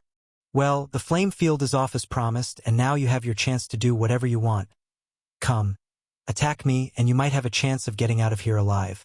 I won't leave all the fun to the other 2 bastards." Caesar shouted and took a defensive position in the middle of the ring, surrounded by 17 level 10 veterans and geniuses. Caesar sat under one of the huge trees. His red eyes were wide open. His hair was wet with blood. His nose was dropping the sticky red liquid on his pants. It was unknown whose blood is this. It was a very intense battle. When everything was over, he just found a tree and sat under it, absent-minded. This was the first time Caesar killed a human being, and it was an absolute massacre. It was after a few minutes that he stabilized his breathing and closed his eyes for a minute in a meditation position, while the more calm Theo and Peon were gathering the 24 corpses in a large pile and erasing the footprints and other traces of the battle. Theo's expression didn't change a bit. He still has the stone-cold face. It's like what happened minutes ago was something of his daily life. Nothing interesting at all. As for Peon, his face was covered, but they both knew he was okay as well. This young man had witnessed a much more intense massacre, one in which his own family got exterminated. When Peon came close to Caesar to drag the headless corpse that was near him, Caesar opened his eyes and stretched his hand to hold the corpses. Just as Peon was about to say something, Caesar ripped a piece of cloth from the corpse's sleeve and started to wipe his face with it slowly, then gestured to Peon to take the corpse and continue what he was doing. Then he turned his eyes towards the crime scene, reflecting what happened earlier. Caesar knew that if he kept the flame field around him, the remaining 17 would try to escape in different directions, and this would make the task of killing them all impossible even with the help of Theo and Peon. So he deactivated the flame field and tempted them to kill him. And the bait worked. Although Caesar was strong, he was certainly not strong enough to face everyone here at the same time on his own, and they knew that quite well, so they were encouraged and attacked. Caesar focused entirely on defense and would send flame attacks every now and then to keep his opponents away from him as he retreated step by step. The real attacking power was still in the hands of Theo and Peon, as everyone was trying to kill Caesar in the quickest way possible. They would hunt the oblivious targets from behind. The three did their parts perfectly as if they had a prior agreement. As soon as the attack began, 4 of them fell quickly. When the rest saw this, they went crazy and tried to speed up the process of killing Caesar and return to the defensive circle, but this caused more mistakes and 4 others were killed. At this point, Caesar stopped his defensive act and joined Theo and Paeon in the attack. The attack of the trio was not something that the remaining 9 cultivators could resist. They tried to escape in different directions, but it was too late for that. The last 5 followers were easily hunted down and get killed. The 4 geniuses began to kneel down and demanded to be kept alive in exchange for a ransom of gold. And another began to threaten and talk about his father's status, and that an earl family like the Burtons would not bear his vengeance. As for the weaker Sheldon, he had already prostrated himself asking for mercy, but to no avail. From the instant Caesar deactivated the flame field to the moment he cut off Sheldon's head, just 2 minutes had passed. Young Master Caesar, we gathered all the corpses in one pile. It's your turn now. Paeon calmly approached and said. Caesar nodded, then twisted his hand, and a small white ball of flame came out and landed on the pile of corpses, began to eat it silently. The 3 watched the scene silently as their enemies were disappearing until Caesar finally opened his mouth. Finally, Caesar managed to gather enough strength to speak. What happened today must remain between the 3 of us. If what happened leaks, we will be exposed to a real catastrophe. We are still inside the enemy's territory. The 2 nodded and didn't say anything. You don't need to disperse and look for beasts on your own anymore. We should stay together. You heard yourselves, we might encounter another group like this once again. This time we got lucky. But that doesn't mean we would be a second time. We must stay together. But don't walk next to me either. The fear of the unseen is more terrifying than anything. This fear is what helped us this time. If they were thinking straight, they would have been able to escape. So you'd better stay within 30 meters of me, and stay in a full concealment condition until the right moment. Yes. Paeon nodded and then pointed to Theo towards a certain direction, and the 2 of them disappeared. Caesar remained sitting as he watched the pile of corpses that was about to vanish, and thought about the details of the massacre that had just occurred. Then he sighed. Father, you have created real monsters. Just what do you want to achieve with this? Caesar stood and looked toward the sun. There are about 5 hours left until the end of the event. The nearest gate is half an hour east, and the gate of the Black Sun is about 5 hours south. Shall I take the short route and avoid trouble? No, the grown-ups of Dolliver might come up with some nonce to arrest me with if I approached different gates. Only the one gate controlled by the experts of the Black Sun I can pass through with peace of mind. But the distance is far and I may encounter other squads. The scenario of this battle might not work again. Caesar was confused for a few minutes between 2 bitter choices, but in the end, he made up his mind and jumped south. The sun of the 3rd began to set. Everyone knew that this indicates that the hunting event was coming to an end. Most squads are trying to get more tokens as fast as possible, and some of the weaker squads began to move near the gates waiting for it to open. All in all, things were very lively inside the hunting area. Hey, aren't you Caesar? Wait! An excited voice came from afar as Caesar jumped from tree to tree, made him stop, but he remained on top of his guard. A few seconds later, a squad of 3 people appeared. They were the Julian Duchy squad of the Black Sun Kingdom. Oh, Brother Dolly? It seems that the hunting event was not going easy for you. Caesar quickly scanned the one he called Dolly. The guy and his follower were in extremely bad shape. Has it been easy for anyone? I see you alone. Are all your followers had? Caesar smiled and changed the subject. Where are you going now? And why did you call me? Can I help you with something? Brother Caesar, don't be so cold. The hunting event is almost over and there is no need to compete. Can't we go to the gate together? You are alone and we are injured. We must stay together to increase our chance of survival until we reach the nearest gate. I bet the rest began to form groups since the beginning of the 3rd day already for the same reason. But I was unfortunate and did not find another squad from the Black Sun before now. A few hours ago we encountered a level 11 beast. We barely managed to kill it, but it put us in this current stat and killed one of us. I fear that if we encountered even a level 10 beast now we would get eaten. I am not heading towards the nearest gate. I will go to the one we entered through. If you want to come with me, then come. The gate they entered was still at least 2 hours away.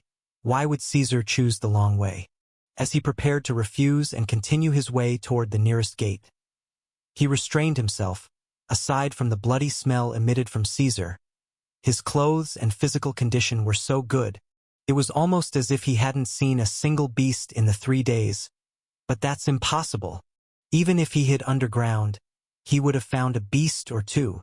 Is he very strong as the rumors say about him back in the kingdom? Or is he excellent at avoiding monsters? In both cases, the benefit will be greater if he follows Caesar. Okay, we'll come with you to that gate. So what if we took a little walk in this cute and lovable place to preserve more memories? Ahaha, let's go. After exchanging a few more simple inquiries, Caesar took the new squad with him and together they headed towards the main gate. For those who came from the Black Sun Kingdom, the road was rather smooth. They encountered only a few beasts at the 8th and 9th levels and they were dealt with quickly. A couple of hours passed by. The gate is still not visible due to the density of the trees, but they knew it was very close. It might be a few minutes before the hunting event ends and they still haven't reached the gate yet. But no one panicked. If the event ends before they reach the gate, there is no problem either. The specific timing of the 3 days is about attacking the beasts, not about reaching the gates. To be more clear, the squads can hunt the beasts until the last moment. Then they can head towards the gates after the event ends. Dali felt that he made the right choice by following Caesar on the long road. Caesar's perception and strength had helped him keep his life. His freedom was now within his reach once again after he had seen an absolute nightmare for the past 3 days. A few more kilometers, and the risk of death would be over, as the incoming event is just friendly fights in front of many witnesses. Stop! A voice came from behind all of a sudden. Dali turned his head and saw a whole squad of 6 cultivators in a good condition quickly approaching. That's bad. That person called Sato Ariit. He is one of the most powerful geniuses of the Dalivarian kingdom in this generation. I don't know what he wants from us, but in no way we would stop. Hurry forward. It is of no use. When Caesar heard that person from Dalivar, he shook his head and stopped where he was. What are you doing? Keep moving. That damn Sato might want to hurt us. Dali did not understand why Caesar stopped, but he didn't want to know either. He kept moving forward at top speed, ignoring Caesar.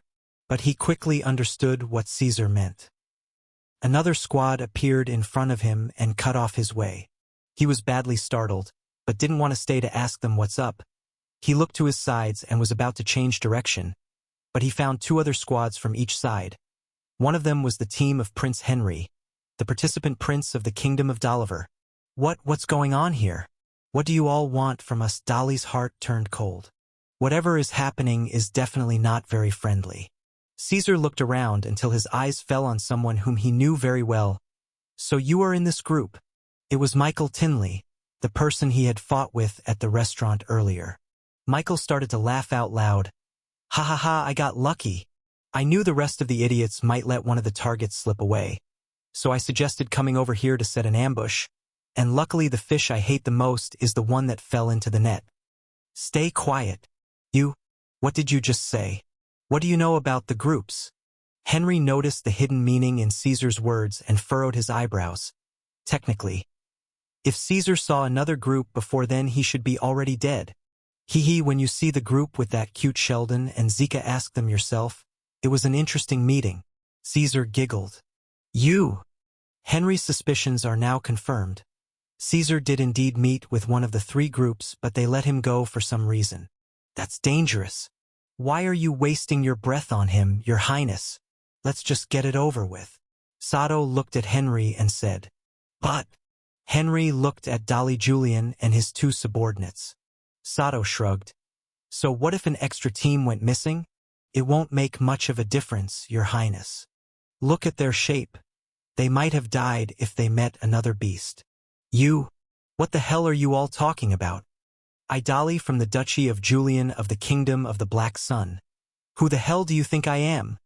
Dali went in a frenzy hearing them talk about him like that. but they just ignored him completely. Your Highness, Sato is absolutely right. It won't make much of a difference in another clown gone missing. Please give me a chance to wash away my shame with my own hands. Michael approached and bowed a little. All right, go and kill him, but don't repeat your mistake this time. Take your followers with you this time. Michael's face turned very ugly. He was well aware that he was no match for Caesar alone, but hearing it from another person hurt him the most. Get ready. Make the process of killing this bastard takes as long as possible. For every cry he emits, I'll give you gold. Michael gestured to his followers and began to advance towards Caesar. The 6 of them began to draw their weapons and take a formation of the shape of a crescent as they approached Caesar.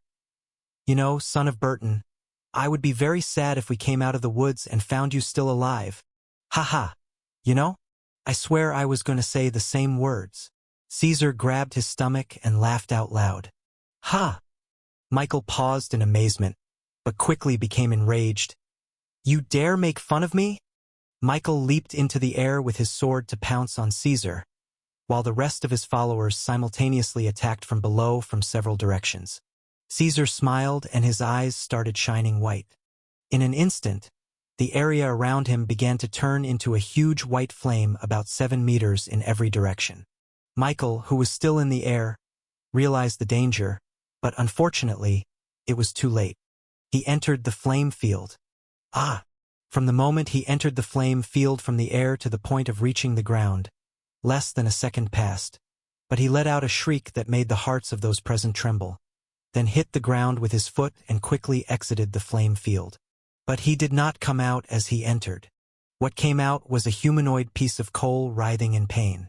The fire burned him horribly even though he touched it for less than 2 seconds in total. The rest of Michael's followers stopped their attack and retreated after seeing the consequences of entering this strange fiery field and went to check on their master. But even this did not go as they wanted. Caesar jumped from the center of the flame field to quickly reach between 2 of the 5 followers.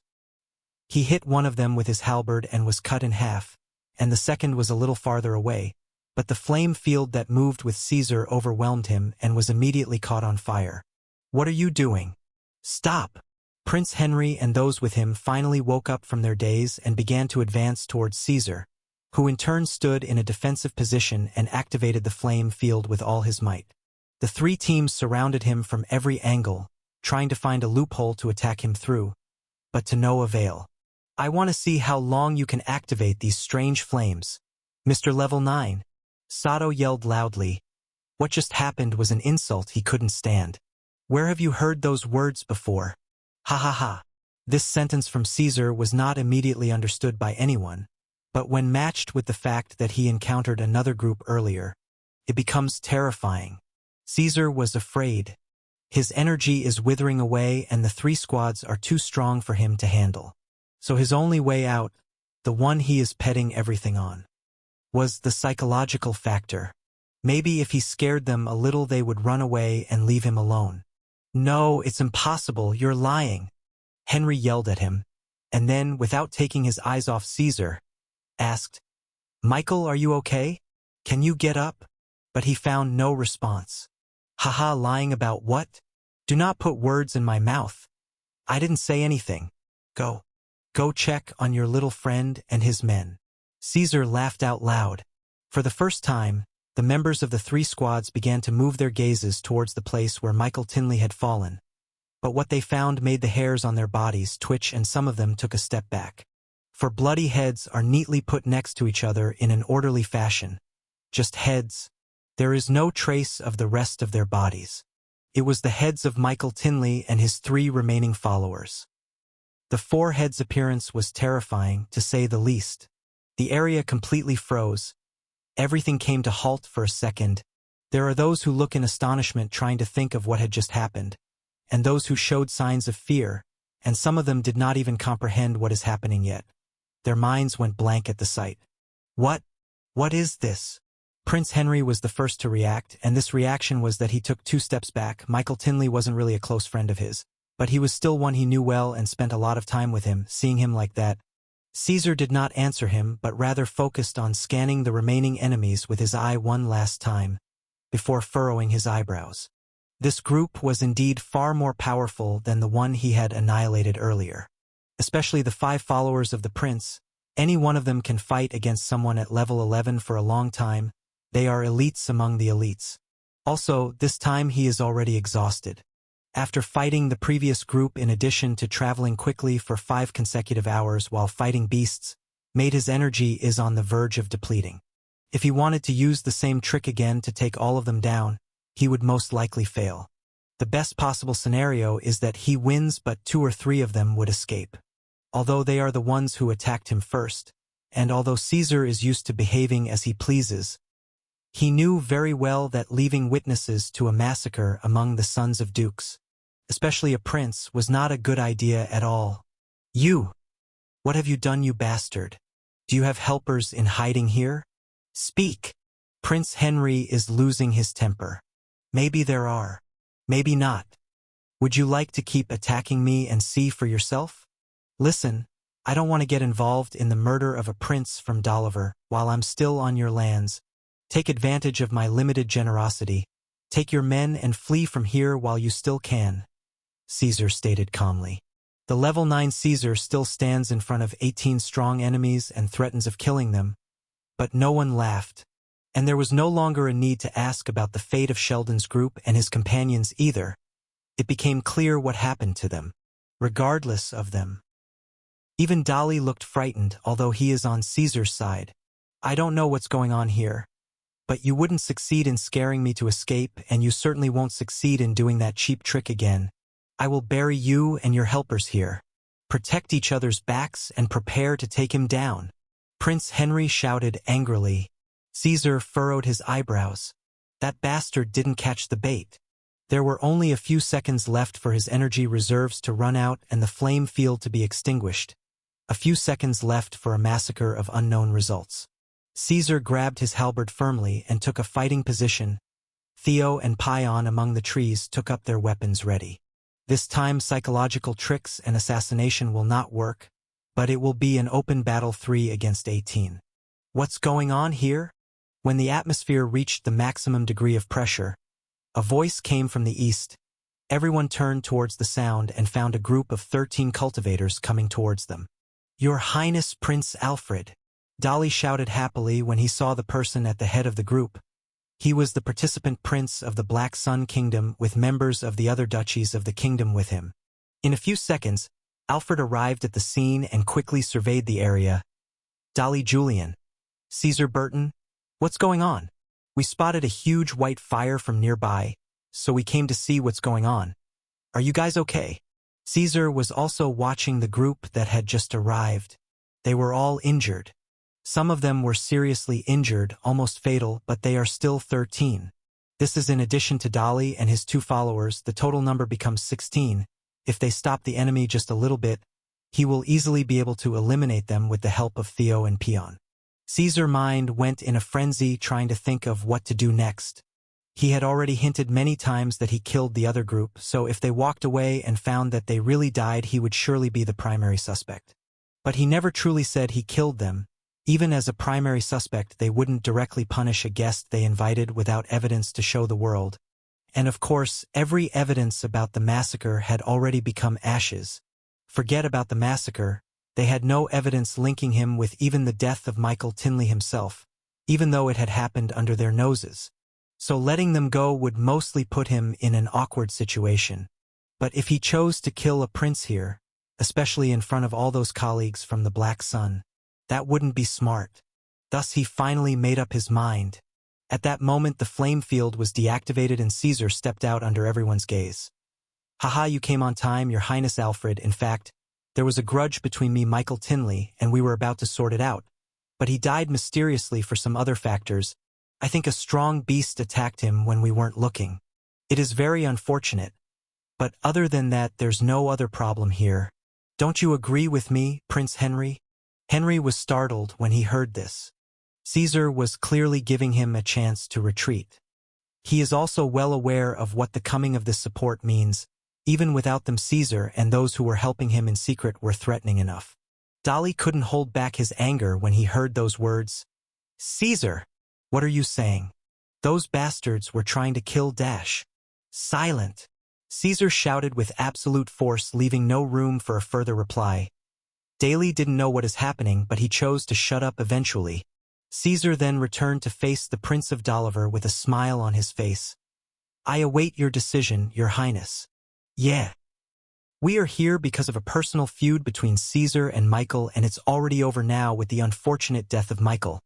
There's no reason for us to stay here anymore. Let's go.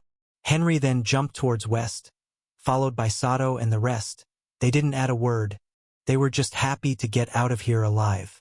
A few seconds passed until Henry and his companions disappeared from view. But it seemed like years. Only then did Dolly fall on the ground gasping. Although he did not make any great effort, the suffocating atmosphere alone was enough to scar him for life. Alfred jumped towards Dolly and helped him to stand up. Are you all right? Tell me what was going on here. Those bastards were here to kill Caesar, and they were talking about killing me with him. He at the top of his voice and pointed at Caesar, the one who almost went to hell because of him. Humph. I saved your ass from certain death all the way up here, but you already started accusing me when something happened that was out of my control. What a brave tiger you are. Caesar snorted. You! Caesar, why were they trying to kill you? Is it because of the personal feud between you and Michael Tinley you were talking about? Alfred furrowed his eyebrows and approached him. I'm afraid it's far more than just killing me, Your Highness. But are you sure you want to hear the story while we're standing here? Caesar nodded in the direction Henry and the rest were moving. Alfred knew what Caesar was trying to say. They were still injured and in the middle of nowhere. If those who left got more backup, somehow they would be in a life or death situation. So he nodded. Let's go toward our gate, then we will talk. When they were about to continue their way, a strong voice echoed in their ears. The hunting event is over. The participants must stop all kinds of attacks on the beasts and immediately head towards the nearest gate within half an hour at most. Whoever is too late will be eliminated. Whoever attacks any beast after this announcement will be eliminated. A moment of silence then took place for everyone inside the hunting area. That person's voice covered the entire hunting area. Most likely he is at the very top of the Saint Realm. Perhaps even a sage. It doesn't matter. Let's go. Prince Henry reminded them again, and they all headed for the gate. Here they are. The first batch of our youth is approaching. A middle-aged man standing above the gate of the Black Sun shouted suddenly. When everyone heard him, they quickly left what they were doing and approached to welcome the new arrivals. The atmosphere surrounding the tournament and this hunting event, in particular, was strange and frustrating for all of them. In fact, they were mentally prepared that none of their youth will come out. Although this would be considered a very stupid move from Doliver and a blatant declaration of war on the Black Sun Kingdom, seeing their behavior from the beginning, it sounded very possible. When everyone saw a group of just under 20 people, they got excited, but their enthusiasm quickly subsided. The group members were looking like that they have just gotten out of a disaster. All of them looked exhausted and enjoyed. Some even lost a limp or two. Some of them were looking angry, and some were looking extremely sad as they were mourning their fallen brothers. Only one person was crying from the intensity of happiness, and this was Dolly, son of the Julian family, which was even more suspicious. After a few seconds the group crossed the gate. The group was made up of 19 people. 6 of them were geniuses and the rest were followers. The ratio of the number of followers to their assessment geniuses was terrible. The elders of each duchy went to their own genius. Billy was also present. He heaved a sigh of relief and went to Caesar's side to examine his condition. Prince William examined the group members first and then approached his little brother. Alfred, are these the ones you managed to run into? What about the rest? I don't think there are any left but those with me, brother. Alfred shook his head. What do you mean by I don't think? Is there a rest or not? William frowned. This was not a simple claim to make. What I can really confirm is that Octavia's squad and Steve's squad were killed. The first we saw their bodies by the den of a heavenly mountain lion. As for Steve, I passed by chance while his team was battling a giant tree snake. I managed to help them kill it, but he had been poisoned before I arrived and died shortly after. I could only save one of his followers. Alfred pointed towards one of the group. The faces of the men of the two duchies turned gray after hearing this heartbreaking news. A family elder shouted, "Oh, damn me. The patriarch is going to kill me because I didn't provide Steve with better followers." Then he looked at the rescued follower. "And you bastard, your master is dead and you dare come back." So he directed his palm towards the head of the follower, and blood splattered everywhere. He killed him where he stood. No one paid any attention to the slave's murder. Instead, an old man came forward and approached Alfred. "Your Highness, where is Andrew Alton? You only confirmed the killing of 2, but you said the rest wouldn't come. What did you mean by that?" "Right. The boy from my family is also not present. This was the head of the mission of the Duchy of Evran. There's mine too. Your Highness, why you said they are dead?" a middle-aged man cried. Prince William raised his hand. "Let my little brother explain himself. I searched for them for many hours today, but to no avail. But it happened and I saw a strange situation during my meeting with Brother Caesar and Brother Dolly, and it made me suspect that it was behind the disappearance of the rest," Alfred said. "What is that situation?" "Ask Caesar. When I tried to ask him, he refused to speak because we were in a hostile area." Alfred shrugged his shoulders. All eyes turned to the young man standing next to Billy Burton. One of the men of the Evran family approached and placed a hand on Caesar's shoulder with anger and apparent killing intent. "Speak, boy, say all you have." Caesar did not say a word. He just rolled his eyes towards the gatekeepers who were still standing looking at them smiling. Everyone understood Caesar's intent with this move, except for Mordred Evran himself, who was still holding Caesar's shoulder, blinded by anger. "You dare mock me?" He raised his other hand and almost landed on his face, but Billy hurriedly caught it, then pushed him back and stood in front of Caesar. Mordred was also a level 21 saint. He quickly stabilized himself and started shouting, "You've forgotten your place here, you Burton bastard!" He almost pounced on Billy. But an old man from the Evran family came up and grabbed him and whispered in his ear, "Calm down." The boy was pointing his eyes at the guards. Maybe what happened is a secret that can't be revealed publicly. At this moment, Prince William took 2 steps forward. "All of you calm down." Then his eyes landed on Caesar's. "Just tell me one thing. Did you see their death with your own eyes?" Caesar shook his head. The prince nodded. "Since the murder of our 3 young men of the Stanley, Alton, and Evran families have not been confirmed, we shall stay here until we are sure of their death. After that, we will continue any other talk at the residence of the royal family. For now, let every genius send one of his followers to deliver the tokens he has collected to the gatekeepers to check them for the final results." They all heard and obeyed the arrangements of Prince William Marley and went back to wait, not only because he was one of the oldest princes and strongly nominated for the next king's position, but also because he is the most powerful saint here. Mordred Evran humphed and retreated with the rest of his family as well, while the members of the Burton family present gathered around Caesar as if they were a chicken trying to protect their egg. Caesar gestured at Peon, who was standing next to him. So he moved the full leather bag he had been carrying all along on his back and took it to the gate guards. No one paid any attention to the size of the bag. The roll said that the tokens can be anything from the bodies of the dead beasts. So it might take one big token for it to be big enough to fill a huge bag. "Caesar, are you okay? What is Alfred talking about? What situation did you get yourself into, and what is your connection to the death of the 3 geniuses?" Billy kept asking in a low voice. "I will announce everything in the right time, Uncle Billy, not now. I generally have an idea of what happened to the 3, but I really don't know if they are really dead or not." Neither Billy nor the rest said anything else. They all just stood silent in front of the gate. Everyone hoped for a miracle. They really hoped that the last of the 3 squads would come out. Another 10 minutes passed. Then another 10. The time limit had passed for the squads to leave the forest, but they hadn't come out yet. They waited another hour on the pretext that they might be injured and were late in coming, and send knights to the other gates to see if they got out from there. But nothing happened. All the saints and knights above the 15th level of the kingdom set out on a search mission. Within 1 hour they had searched the entire hunting area, but there was no trace of them. The miracle did not happen.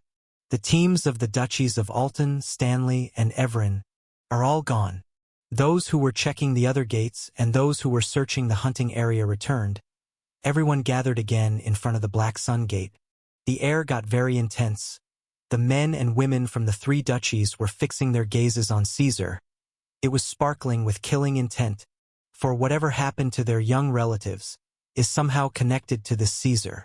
Caesar started to feel suffocated and all that pressure. Billy quickly stepped in front of him to take it on for him. He was ready to fight it out with everyone here if they made a move against Caesar. But a shout came up to calm the situation. It was Prince William. Step back. We will continue our talk at the residence of the royal family. Let all the saints and all the geniuses who participated in the event come with me. As for the rest, please return to their residences. But even in shouting, it was with a heavy voice. The death of 5 kingdom-level geniuses at once was a massive loss. Residence of the royal family of the Black Sun. Inside a small room, 17 saints and 6 young geniuses gathered. Prince William is sitting on the main seat, looking at Caesar, who is standing in front of him. The surroundings are safe now. You have no other excuse. Speak. The pressure in the room was immense and was mostly directed towards Caesar, coming especially from the saints of the 3 families. Stanley, Everin, and even the Altons. Billy approached and patted Caesar on the shoulder and nodded with a smile to reassure him. Speak up and don't worry, nothing will happen to you today no matter what you say. Otherwise, how am I going to raise my head in front of Robin again? Ha. A saint from the Everin side interfered. Humph. I wouldn't be so sure about that. Exactly. And don't try to fool us. Boy, you better say the truth or I will personally have your head if you turned out to be a spy. Caesar ignored them and returned the smile and nodded at Billy, then went back to face the crowd. Gentlemen, very briefly, all of Dolliver's squads have united to search for and annihilate the squads of the duchies. Stanley, Everin, Alton. What? Do you realize what you're saying? Have you gone crazy, boy? Reactions varied. The saints of the 3 families started standing one after the other, crying out at Caesar. The rest furrowed their eyebrows. Even Billy widened his eyes, not believing what he was hearing. He quickly asked Caesar, "Why do you say something like that? Did you see their killing with your own eyes?" "No." He shook his head. "Did you gather us here to draw conclusions, you damned brat?" A saint from the Duchy of Stanley nearly slapped Caesar, but Billy stood before him at the right moment to block him. An old-looking man spoke calmly. "Boy, do you know the consequences of what you said? If you are right, then a war might erupt between the 2 kingdoms. This is not a joke. Everyone, calm down," Prince William yelled. "If any of you try to stir up chaos again, I will have to remove him from this assembly." The saint who wanted to slap Caesar humphed and returned to his seat. Billy also came back to Caesar's side and patted him on the shoulder. "Don't be afraid. I'm here with you, no one will harm you. Keep talking, but with more details this time." Caesar nodded and continued. The squads of the Kingdom of Dolliver got united inside the hunting area and divided themselves into 3 groups, each group containing 4 squads. They set out on the last day of the event to target and kill those from the 3 duchies I mentioned before.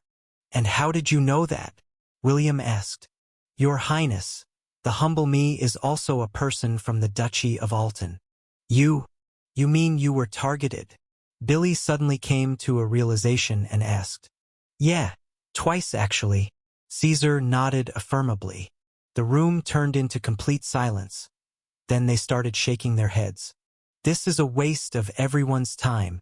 The 9th level kid just said that 8 squads wanted to kill him, but he is somehow still alive. They have now confirmed that Caesar was lying to take advantage of the situation and assign himself as a hero. What a heroic young man you got there, Billy. I will see for how long would you be able to protect him," a saint said sarcastically. In fact, even Billy didn't believe this. He got busy trying to figure a way for slipping Caesar out of here. William frowned and looked at his younger brother. "Alfred, why did you tell us to ask Caesar what happened to the 3 squads? Did he tell you he knew what happened?" "No, big brother. On our way back I found him and Dolly Julian up against a large group of Dolliverian squads, including Prince Henry Dolev himself. And I found 2 dead bodies and a few severed heads at the scene, but I don't know who they belong to." "What?" All eyes were now on Dolly, the saint of the Julian family, staring at him. "Why are you still standing like an idiot? Say what happened. I'll say. But I don't know what to say. Well, I met Brother Caesar Burton on my way back to the gate and decided to travel with him, but as we approached the Black Sun-assigned gate these guys appeared, a big group of 4 squads, and they talked about something like they were glad to see Caesar and that the ambush had succeeded. Caesar also talked about meeting another group before them. The enmity was clear between them and those bastards decided to kill us. This was very clear. One was even speaking about me, saying that there would be no problem if another squad disappeared. The saint of the Julian family broke the armrest of his seat. Those bastards! Who do they think we are? Sheep waiting to be slaughtered. Go on, what happened after that? Was it then that Alfred showed up to rescue you? But what about those corpses and severed heads? Who were they? William signaled in silence again. It's Michael Tinley and his entire squad. They came as part of the group to set up an ambush against us, but they all died. What did you say? The hair on the prince's body rose up, and quickly he also stood up from his seat. This was the first time he had shown such a strong reaction since this assembly began. It is possible to imagine the reactions of the rest. Then he continued asking, how did they die? Caesar killed them. What nonsense is this? You fought and even killed an entire squad? Didn't you say they're a group of 4 squads? How is it possible that you're still alive as they're dead? I swear don't know either. They didn't care about me, they just ignored me and I think planning to kill me after they finished their main target. As for Caesar, as soon as the battle started he activated a strong white flame field around him and quickly killed 2 of Tinley's squad. The 3 other squads joined the fray at this point, but none of them could break through the flame field. As they were busy how to break through that strong flame field, Michael and his team disappeared and what appeared again was only their heads, placed neatly on a F*King rock. I swear what I'm saying is the truth. Even they didn't know what had happened. At this point His Highness Prince Alfred came with support which made them fear us and run away. That's all I know. Everyone looked back at Caesar again, but seriously this time. How were Michael Tinley and his team killed? My followers took care of them. Your followers? Only 2 9th-level slaves entered the hunting area with you talking about them. Correct. Caesar's answer was simple, but it shocked everyone to the core. 2 of the 9th level killed an entire squad in such a terrifying way without anyone noticing. Your followers, huh? We'll come back to this later. You said you were attacked twice. How did you manage to escape in the first one? William asked. Who said I escaped from them? Caesar chuckled. But the response was enough to make the imaginations of those present go wild. Speak clearly. Prince William frowned even more deeply and took a few steps towards him. Yes, a group of 4 squads attacked me in the middle of the 3rd day, one that was calling Zika and the other said his name was Sheldon, or something like that. I don't remember the rest. Generally, they are all dead now. Dead? All of them? How did they die? What else? I killed them all, of course, but I wasn't alone to be fair. My followers helped me. Are you saying you and your followers, 3 at the 9th level, killed 24 veterans and geniuses at the 10th level, with no one escaping? That's exactly what happened. Caesar nodded proudly. The high pressure and frightening silence returned to the room. But this time not to doubt Caesar, but because huge news like this cannot be faked. Perhaps the way they were killed can be hidden or lied about, but a fact like there are 5 squads from Dolliver, including Michael Tinley's squad, that dead inside the hunting area, is a fact that cannot be twisted by any means. 5. The kingdom of Dolliver lost the same number of geniuses that they lost. And they even lost 2 to beasts, but all the Dolliverians' deaths were on the hands of one of their own, Caesar. If what you say is true, then it seems that we took our revenge and some more in the same event, ha ha ha. It seems that the heavens have blessed your family, Billy, said one of the elders in the assembly, then went back to look at Caesar.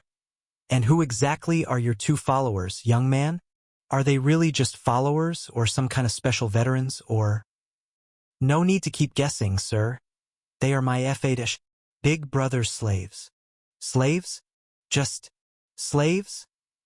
Everyone here was very surprised, especially the saint from the Duchy of Alton, whose eyes sparkled for a second. Prince William took a few steps and put his hand on Caesar's shoulder. "Sell one of them to me. I will pay 1,000,000 gold coins." "Haha, Your Highness, I actually know these two young men. They were staying with Caesar when he was still with us, and he kept staying with us after he left. You are not trying to steal a young talent from my establishment, right?" Flex Bradley's voice came up chuckling. It was worth a shot." William shrugged his shoulders and went back to his seat. "Someone tell me why my nephew was killed." A saint of the Duchy of Evran suddenly brought up the matter again. "If I'm not mistaken, the Kingdom of Doliver is trying to drag us towards a huge war," Prince William said. "War?" The attendants was taken aback. This was not a simple claim. Yes, it is kind of obvious if you think of it actually who was targeted by name. The 3 border duchies with Doliver. And this is in addition to the unjustified bad treatment since we came. I'm afraid they are trying to induce us to start a regional war between the border duchies. A middle-class man from the Duchy of Stanley intervened. "I also agree with this theory. The Tinley family controls the duchy that controls the Dolivalian kingdom's border with us, and Michael Tinley, who was murdered by Caesar, provoked my cousin as he wandered into the city market 2 days before the hunting event. You too? He did the same to my nephew. The same thing happened with us too." The saints from Alton and Evran interjected. "Then I'm more sure now. It's clear they want the accusing fingers of our youth's death to be pointed at Michael Tinley. But they didn't think he would die either." "Ha ha ha," Felix Bradley laughed out loud. Felix did not try to take into account the feelings of the relatives of the deceased. All those present were saints who lived for hundreds of years and did not care about the life or death of who are in their eyes still infant geniuses. They are agitated only because of their deep-in-bones arrogance and the feeling that their families are being underestimated. Can't they just attack us if they want to? Why all the trouble? Caesar could not restrain his curiosity and asked. Felix giggled. "You are still politically ignorant. In ancient times our world was divided into hundreds of small warring nations and tribes. After thousands of years of grinding wars, those nations swallowed each other little by little until the present 8 kingdoms and the 4 empires were formed. The current kingdoms are all strong and stable. They have vast lands and enormous amounts of resources. And of course, no one wants that stability and prosperity to be disturbed. That is why they formed a few treaties and made alliances among themselves, and even wrote general laws to organize external affairs so that wars would not return to the way they were. Among these laws is that there must not be a war without a strong cause. And if there is a personal cause to start a war between nobles of different kingdoms, the warring nobles must solve their problems together in a micro-border war if it is unavoidable, but without asking for help from the royal family whatever the result. Take your little slave friend Peon Camden, for example. I personally did some research on him. Sorry about that dash, ahem. I found that he is the son of a noble baron from our neighbor Lying Water Kingdom. His family got exterminated at the hands of Marquis Rufus from our Black Sun Kingdom and took everything from them, lands, women, riches. Everything. It said it was due to a personal grudge, but everyone knew it's because Marquis Rufus wanted the Camden's lands, and the Lying Water Kingdom didn't do a thing to stop it. Back to our topic. The royal family from Ant Kingdom can intervene and mobilize for an all-out war in only 2 cases. Self-defense against the violation of a law, or if a war developed between 2 nobles that expanded and threatened to destroy the foundations of the kingdom. Laws? Who oversees these laws? What will happen if, for example, the Kingdom of Doliver decides to attack us now for no reason? One of the young geniuses asked. The supervisors and the punishers, of course, are the 4 empires. If the laws are violated, a committee of the 4 is formed to punish the kingdom that broke one of the laws. If the law that was broken had a very severe impact, armies from the rest of the kingdoms that have borders with that kingdom can be mobilized by the order of the punishing committee to exterminate the royal family of that kingdom and divide the lands among themselves. The law is very clear in this. If there is an overambitious kingdom, then let it perish for the better. No one wants the era of wars to return. Our world has begun to forget the smell of blood and only catches its breath recently. Felix shook his head. So the Kingdom of Doliver wants to urge one or all of the 3 duchies to attack them as individual nobles. What will they gain from this? Caesar frowned. This didn't make any sense. Yes, that's what they're planning. But the thing is that individual nobles' attacks on the borders are common and the causes can be many. Borderlands are constantly changing owners, so I can't figure out why they did it. Unless... Felix paused at this point. Unless what? Billy asked him. This matter is getting bigger by the second. Unless the royal family of Delivar wanted to take advantage of the law, that there must be a reason to attack and interfere to start an all-out war. After all, they were plotting to exterminate our youth without leaving any witnesses. We would have no evidence but our intuition, which had accumulated due to their mistreatment and the harassment of that kid Michael. I actually assumed that if they succeeded he would have shown and started to brag that he taught them a lesson to deepen that belief in us. And they wouldn't even have to do anything else. Look to how those saints from the three duchies have been acting. They would have mobilized their armies to teach the Tinleys a lesson. We would have jumped right into the trap. Wait a minute.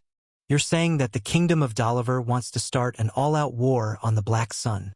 One of the saints stood terrified. Your fantasies have gone too far, Felix. The two kingdoms are equal in strength. No, it can even be said that we are a little stronger. Dalivar would earn nothing from this. Those F***ers wouldn't have touched even an inch from our lands. That's the right question. But why the hell are you asking it to me? I only spoke my thoughts. If any of you have another explanation, please do speak. Silence fell on the place. What Felix said was indeed the closest theory to the truth.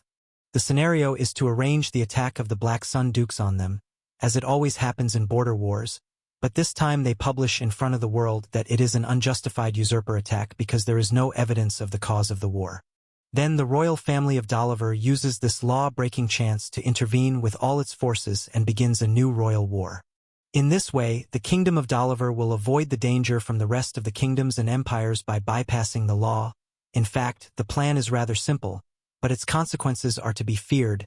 What gives the officials of the Kingdom of Delivar the courage to think of starting a war on this scale after a state of world peace that has lasted for more than 2 millennia? Even though they can evade the trap now as they knew of it, the fact that the Dalivarians are thinking about the possibility of a war on this scale is an immense danger alert. We are talking here about a possible war between two superpowers that have magnified their armies and honed their strength for 2,000 years. In front of the overwhelming force of such power, the victims will be estimated in the hundreds of millions. After a few seconds of silence, Prince William finally spoke.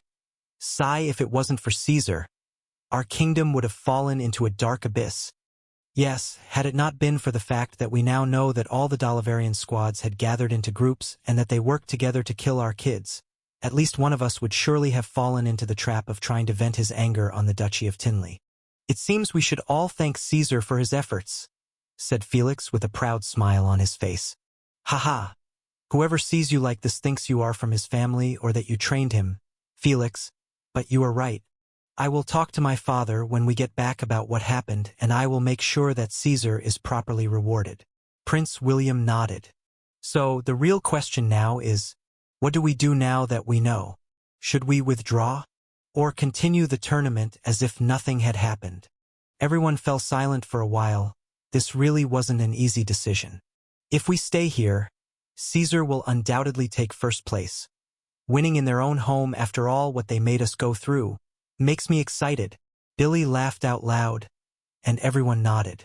Caesar's individual strength was apparent to everyone after what happened. Dalivar lost 5 squads just like us, and they have witnesses to Michael Tinley's murder. I'm afraid they might make trouble for Caesar. William raised his hand to ask the saints to be quiet. But, if we had not taken the risk and entered the hunting event, we would not have known what the Kingdom of Dalivar intends, so I say we keep a blind eye and continue the tournament. Perhaps we know what gives their officials the courage to the point of thinking of an all-out war against us. I am with you at this, Prince William. Me too. The voices started to rise in succession until everyone agreed to attend. But at this moment, knock knock. What's going on? William raised his eyebrow. No one was supposed to disturb them in such an important meeting. A middle-aged person walked in and bowed. My lord, Mr. Robin's follower, the one called Peon, has been arrested at the official ranking stage. What did you say? Everyone seated stood up. This was not an ordinary follower. but one of the 3 geniuses who contributed to the deaths of 30 core cultivators for Doliver. That guy not only is an absolute genius, he is a hero. Caesar bowed slightly towards Prince William and spoke in a hurry. "Excuse me, Your Highness. I have to go see what's going on." "Humph. I'll come with you myself." In an open area in front of the main gate of the hunting event, one follower from each squad was led here to hand over the tokens his squad had collected from the beasts they had killed. The board of sorting and determining the final ranking are 10 saints. 1 saint from each kingdom plus 3 saints from the Kingdom of Doliver, since they are the sponsors of this year's event. In front of the board's table, there are a little less than 70 cultivators. They are the representatives of the squads, and their number means that about 20 teams were annihilated inside. But that could be understood. The hunting event is always bloody. The strange thing was that there was one person tied to a pole in the middle of the wide area. His chest slightly hollowed in and blood dripping from his mouth. It was Peon. The mask on his face was torn apart, showing his ripped, ugly face to everyone. Around him stands 2 saints from the Kingdom of Doliver and a few high-leveled knights, and facing them was a saint that his eyes were filled with shame and anger. He is the appointed saint from the Kingdom of the Black Sun in the ranking board. He didn't know who Peon actually is or what is his abilities. He just knew that what is happening now was a direct slap on his face. "You are going too far." Still sitting at the board's table, a saint spoke. "Humph. This thief should be punished for cheating." He was the strongest of the 3 Dolivarian saints here. A thief? And what exactly did he steal?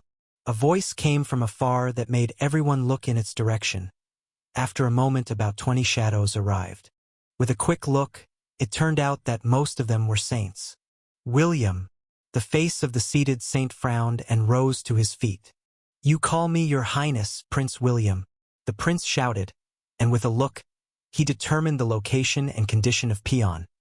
And his face fiddled even more. "Untie him."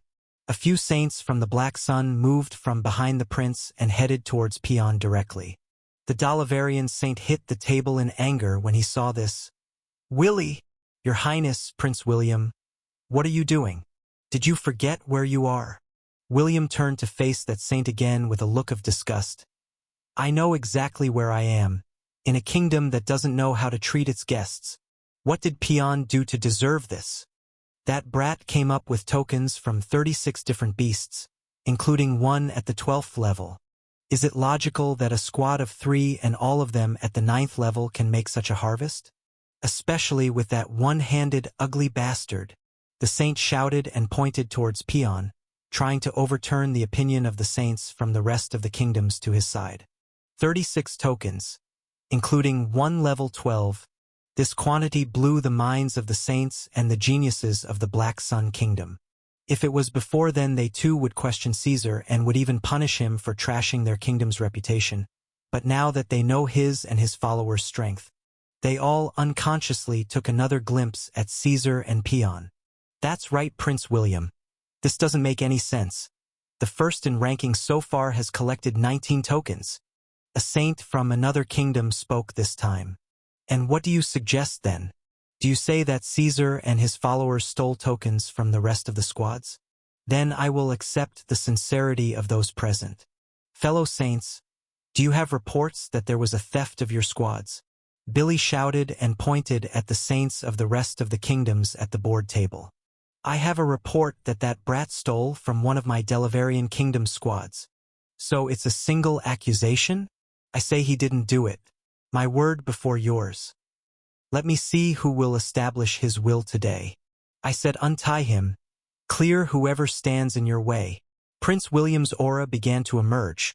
The aura of a saint at level 30 was nothing easy for anyone. You are doing this for what? He's just a handicapped slave, for God's sake." The 2 saints of Doliver wanted to resist, but to no avail. There was no one here who could resist Prince William Aura, regardless of his great team of saints. No one expected that a mere slave would bring all of these saints to defend him. "William, I hope you know what you're doing. The investigations into the murders of the Doliver Kingdom squads inside are not over yet. If you have anything to do with it, we'll take revenge for what happened today." The young Prince Alfred took 2 steps forward. Do you mean the murder of Michael Tinley?